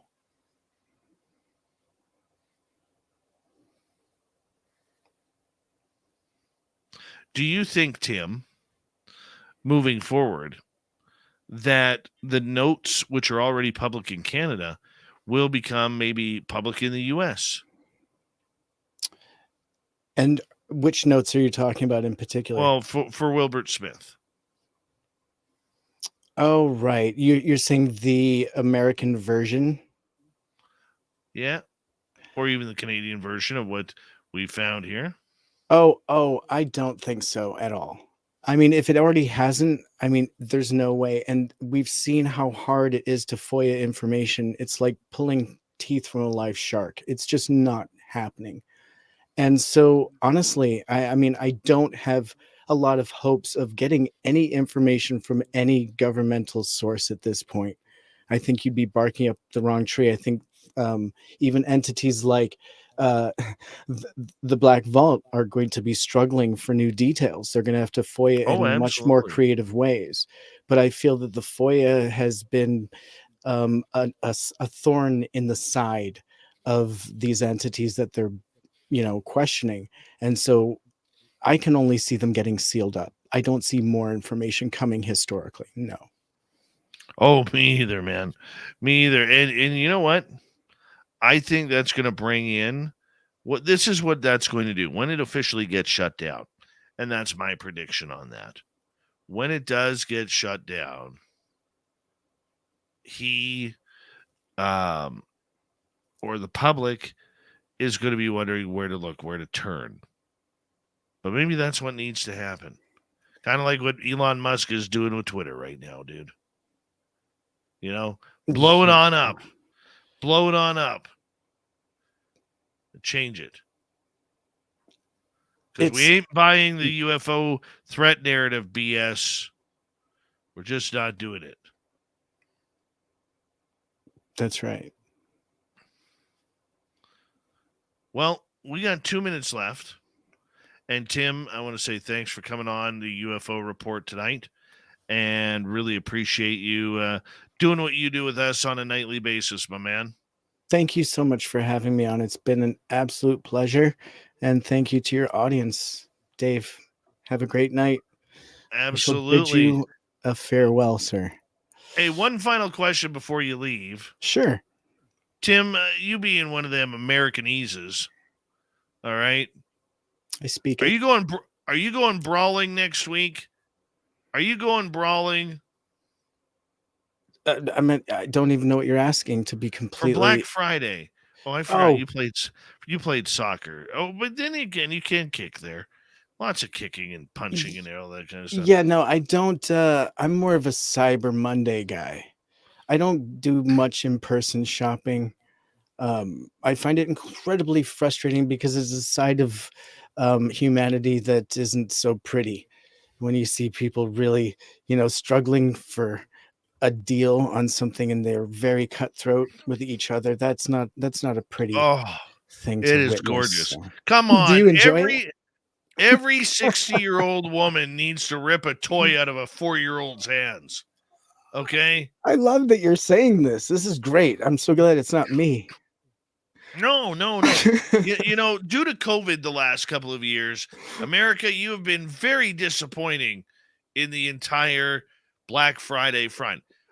Us people who live outside of the United States, like yours truly, okay? The only thing we have is YouTube videos and Facebook videos and Twitter videos of what is going on for Black Friday. Okay? The Aussies want to see a brawl. The Brits want to see a brawl. The Canadians want to see a brawl. The Mexicans want to see a brawl. Japan wants to see a brawl. They're even going to play it in North Korea. Okay? Because we all love it. All right. We'll give you we'll do it. Yes. No. We'll deliver the have brawl. to. We'll have deliver. to. Stop with this online crap. Get down to the mall, put the tinfoil on your knuckles, okay? Put your body armor on and go Get your kick credit some ass. Cards out. You're America, for God's sakes. That's right. You're America. All right? Yes. Go stand charge up for your credit cards. Spend. I don't care about the spending. I want the brawling back. Okay? I want to see ladies pulling their hair over a doll. I want to see brawls between the 120-pound guy in a white tube tank top going against the 6'9" basketball player, who's built like Shaquille O'Neal. I want to see that brawl. I want to see fighting. I want to see it get down and get dirty. You can do it, America. Reclaim Black Friday with violence. We got Mr. Ron Bumblefoot Thal rocking in the background with Little Brother is watching. Bumblefoot is the official music of Spaced Out Radio, rocking us in and out of every single show. Get your horns up for the guitar god himself. Special thanks to everybody listening in at home, at work, in your cars, wherever you may be. Thank you to everyone in our chat rooms tonight. YouTube, Twitch, LGAP, Spreaker, Facebook, the Space Travelers Club, and on Twitter at hashtag Spaced Out Radio. Remember, this show is copyright by Spaced Out Radio and SOR Media Ventures Limited. Thank you so much for choosing to share your evening with us, because together, my friends, we're watching. We own the night. Mr. Bumblefoot, we need a favor. We need you to take us home.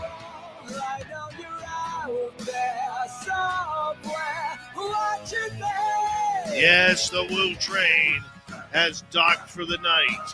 But soon, my friends, we shall ride again. Your seats are always available. Your tickets never expire. And if you want to bring a friend, yeah, we got room for them too. Good night.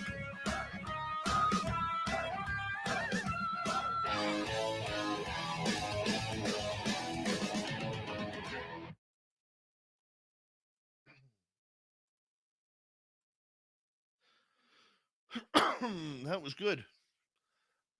I owe you guys an apology. Literally, with about 18 minutes to go, my brain literally shut off. It was terrible. Terrible. Oh, I don't know what the hell that was all about, but that was terrible. Great show up until then. Way to scrub it, Dave. All right.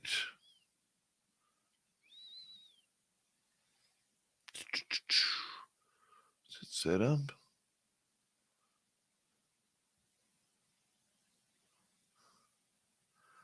Say hello to your son for me, Eugene. I'd appreciate that, my man.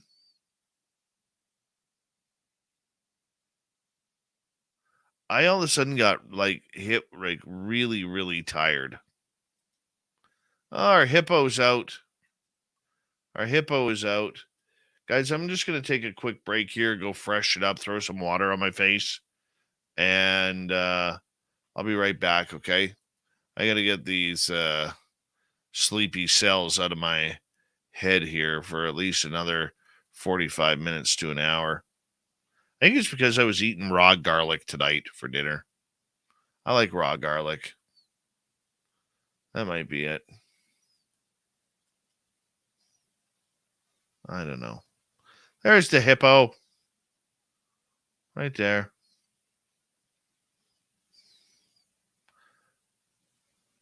It's amazing how that hippopotamus has totally cleared the entire area of monsters and animals and snakes and hornbills and wild boars, warthogs. God, those things are ugly.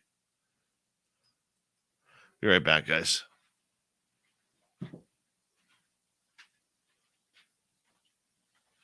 I share that to you? I didn't even share that to you. Hold on.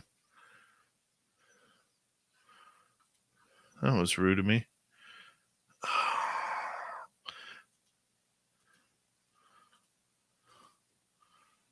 Be right back.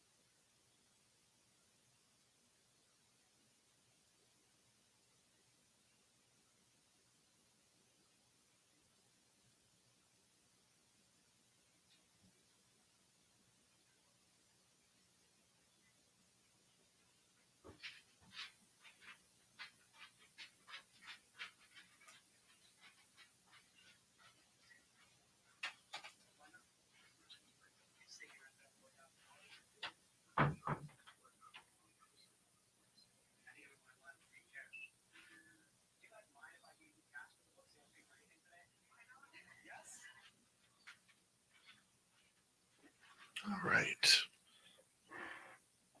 See? Warthog. Warthog. Look how ugly that thing is.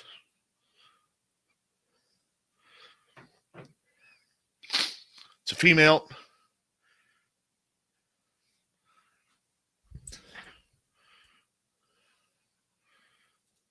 Hold on one second. Let me just move this over here and then I'll edit it on this side. Come on. Hurry up. We got a warthog to look at.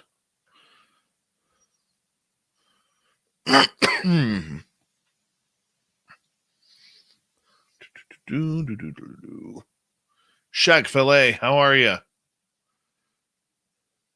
Thurston Howell the Third. What's going on?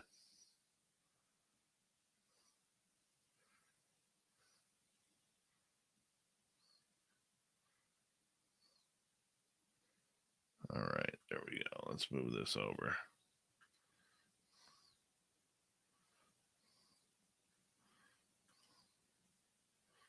Actually, let's go like this. Shrink that. Go like this. Oh, sorry.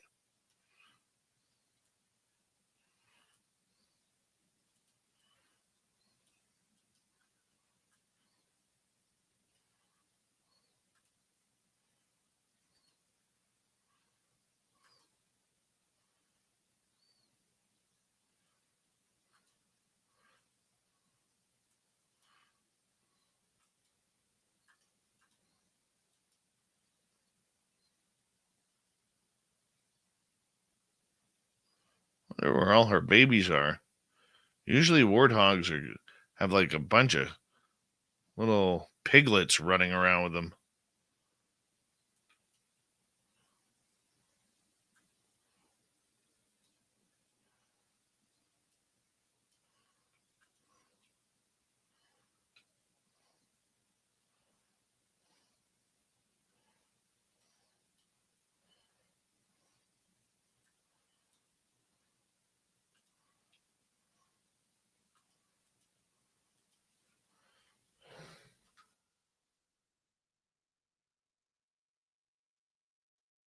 Bothwell, how you doing?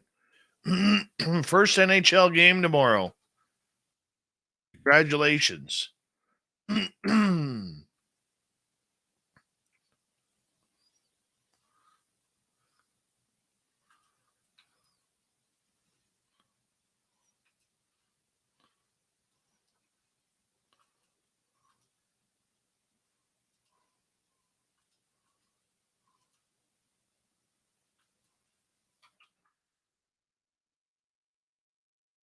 I only think there's one hippo in there. You guys said there were two in there last night. I think there's only one.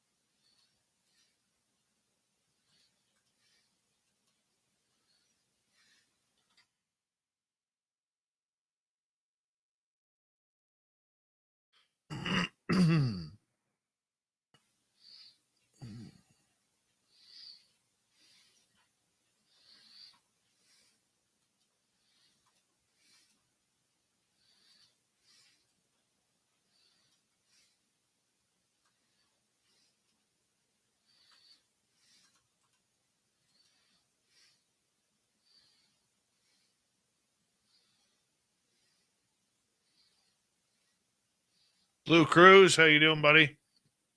Bogon, how are you? See, there's the hippo. There.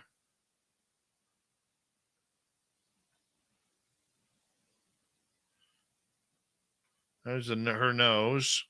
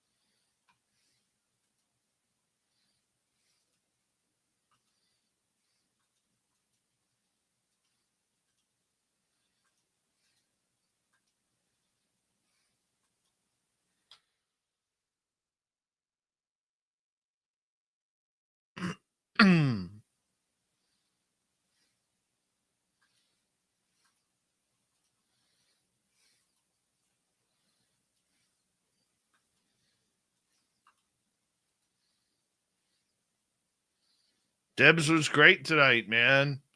Where were you?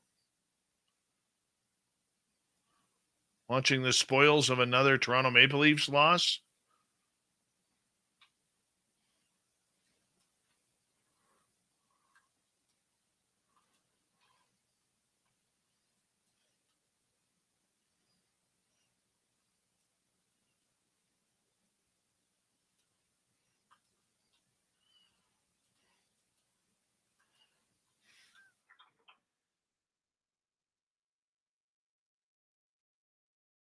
A big bird flying over.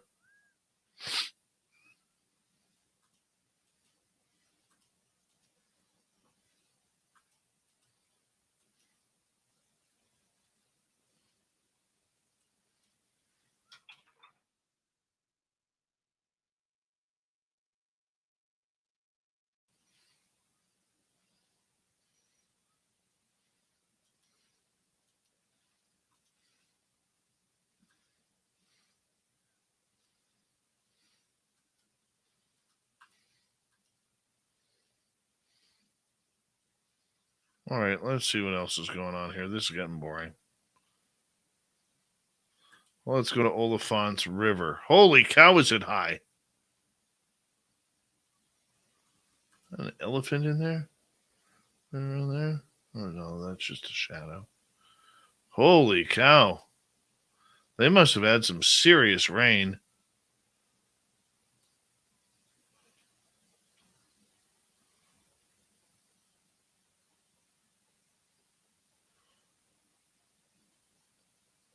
Don't you like how we pop up in there?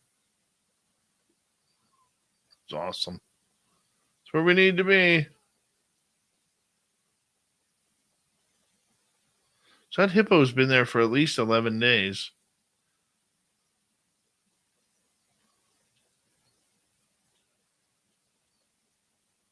Lisbon Falls. Let's see what's happening here. Hurry up with the ad.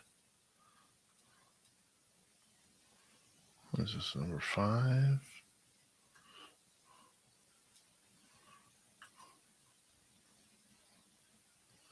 Looking beautiful. It still looks like a husband and wife to me, getting married at the altar. I know my eyes are seeing pareidolia. That's really what it looks like to me.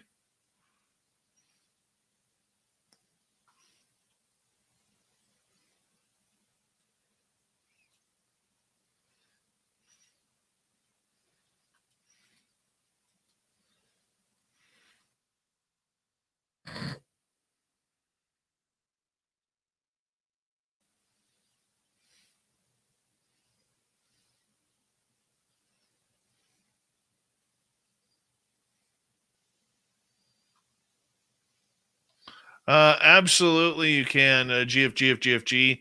If Twitter ends up folding here, which I don't think it will, but if it does, we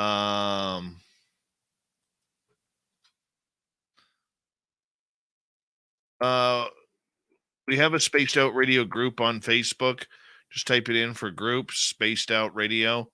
We got over 3,600 people in that, and a lot more room for growth there.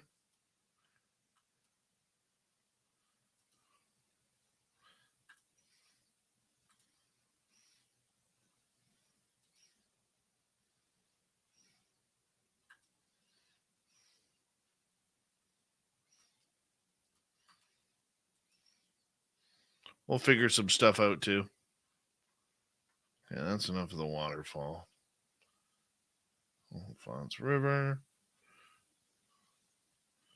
Let's go to Namibia.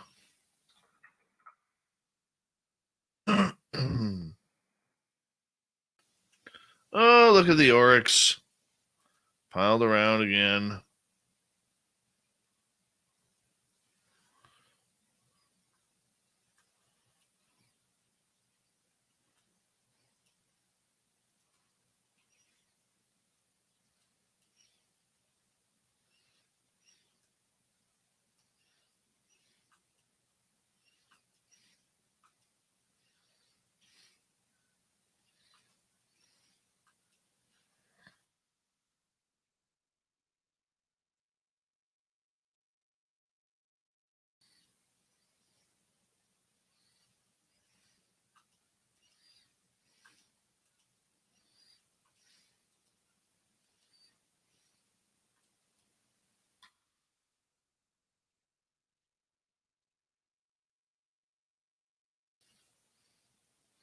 No ostriches today.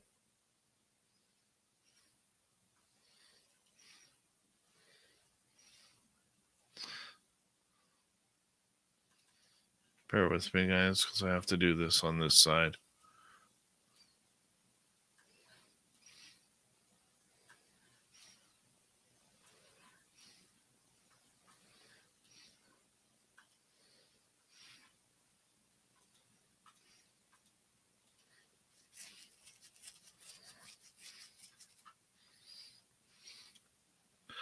Hello, Hot Molly.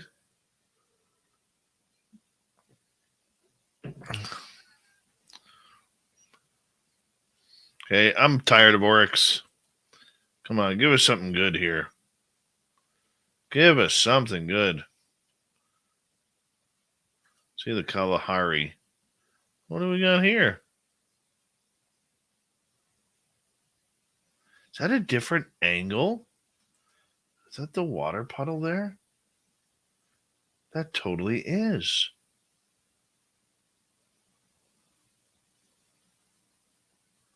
No.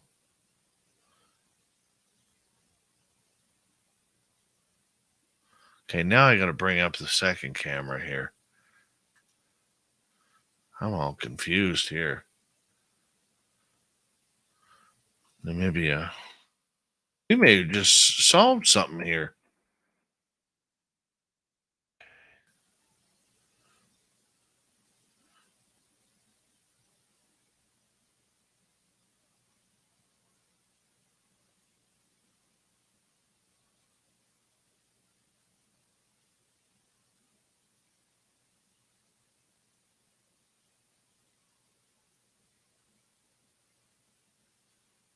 Okay, so this camera here is about 12 seconds difference.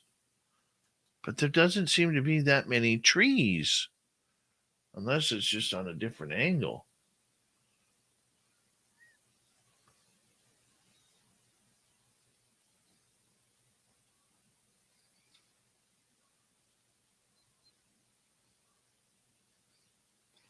Trying to see if I can see that ostrich in the distance. No, these are different angles. Totally different angles.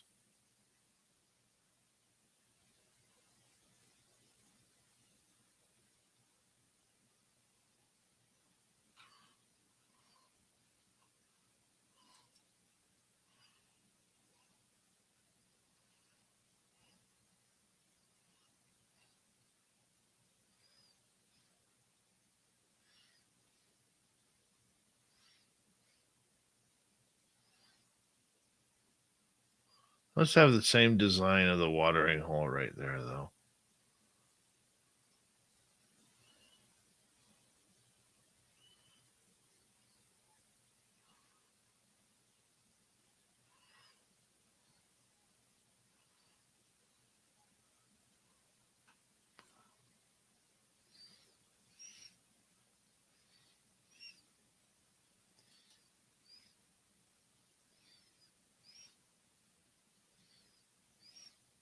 James Fakey, how are you?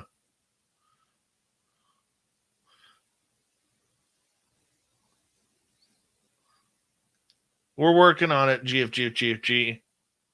We're working on it.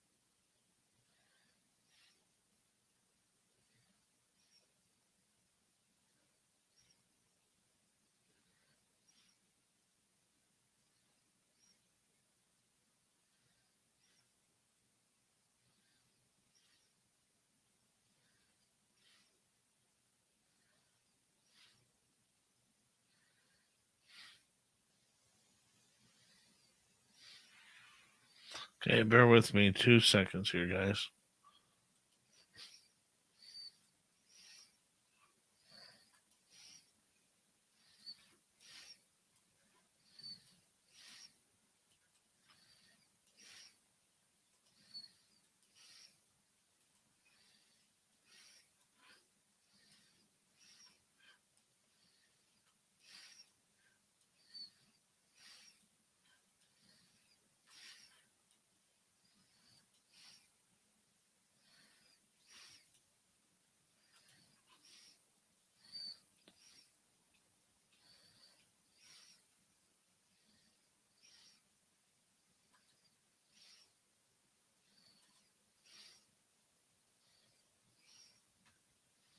There we go. Some nice elephants.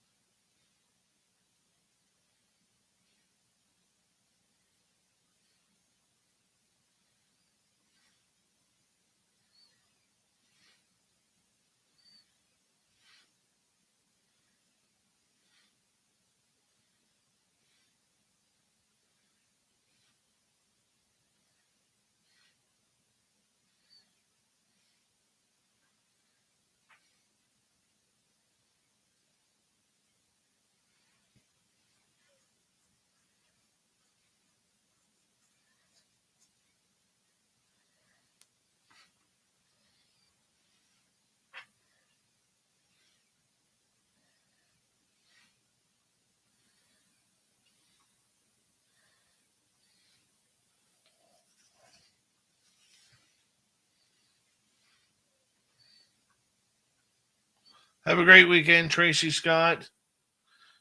Dwayne Eokum, welcome to SOR Chat. We're just editing the show right now from earlier. If you were here earlier, you would have had a show.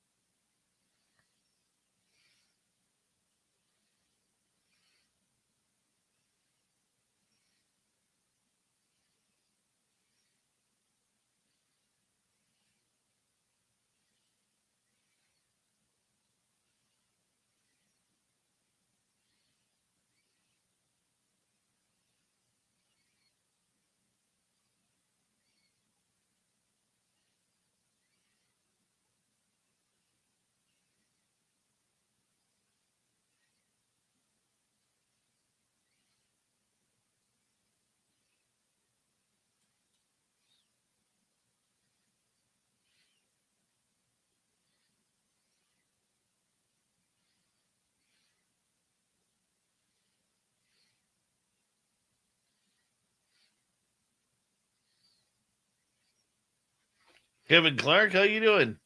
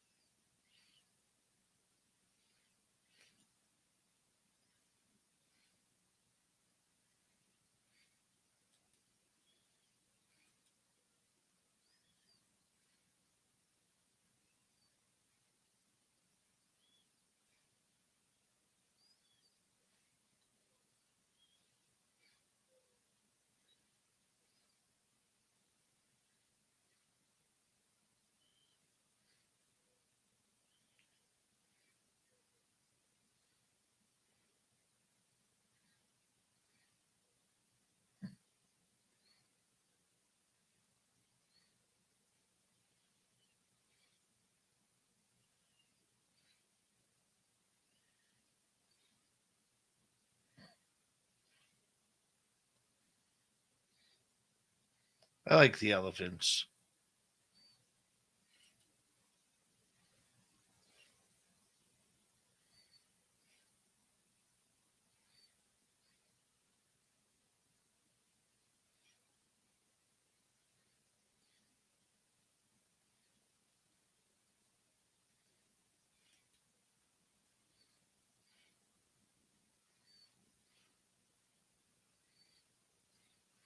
All right, hold on 2 seconds here.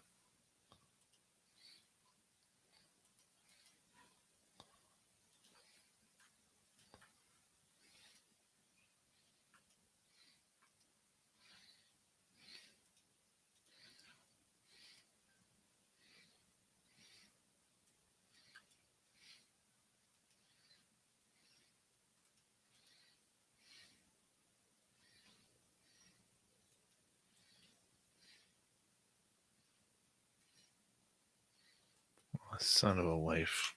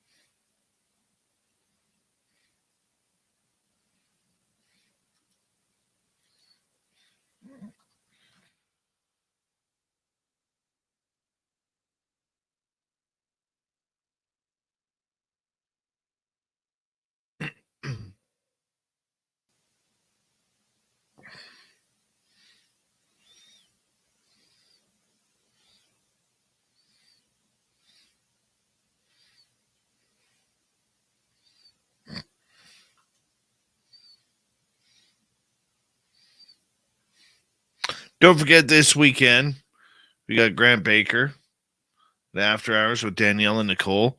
Right before that, Jessica Jones and Off the Trails. Everything starts at 7 p.m. Pacific, 10 p.m. Eastern.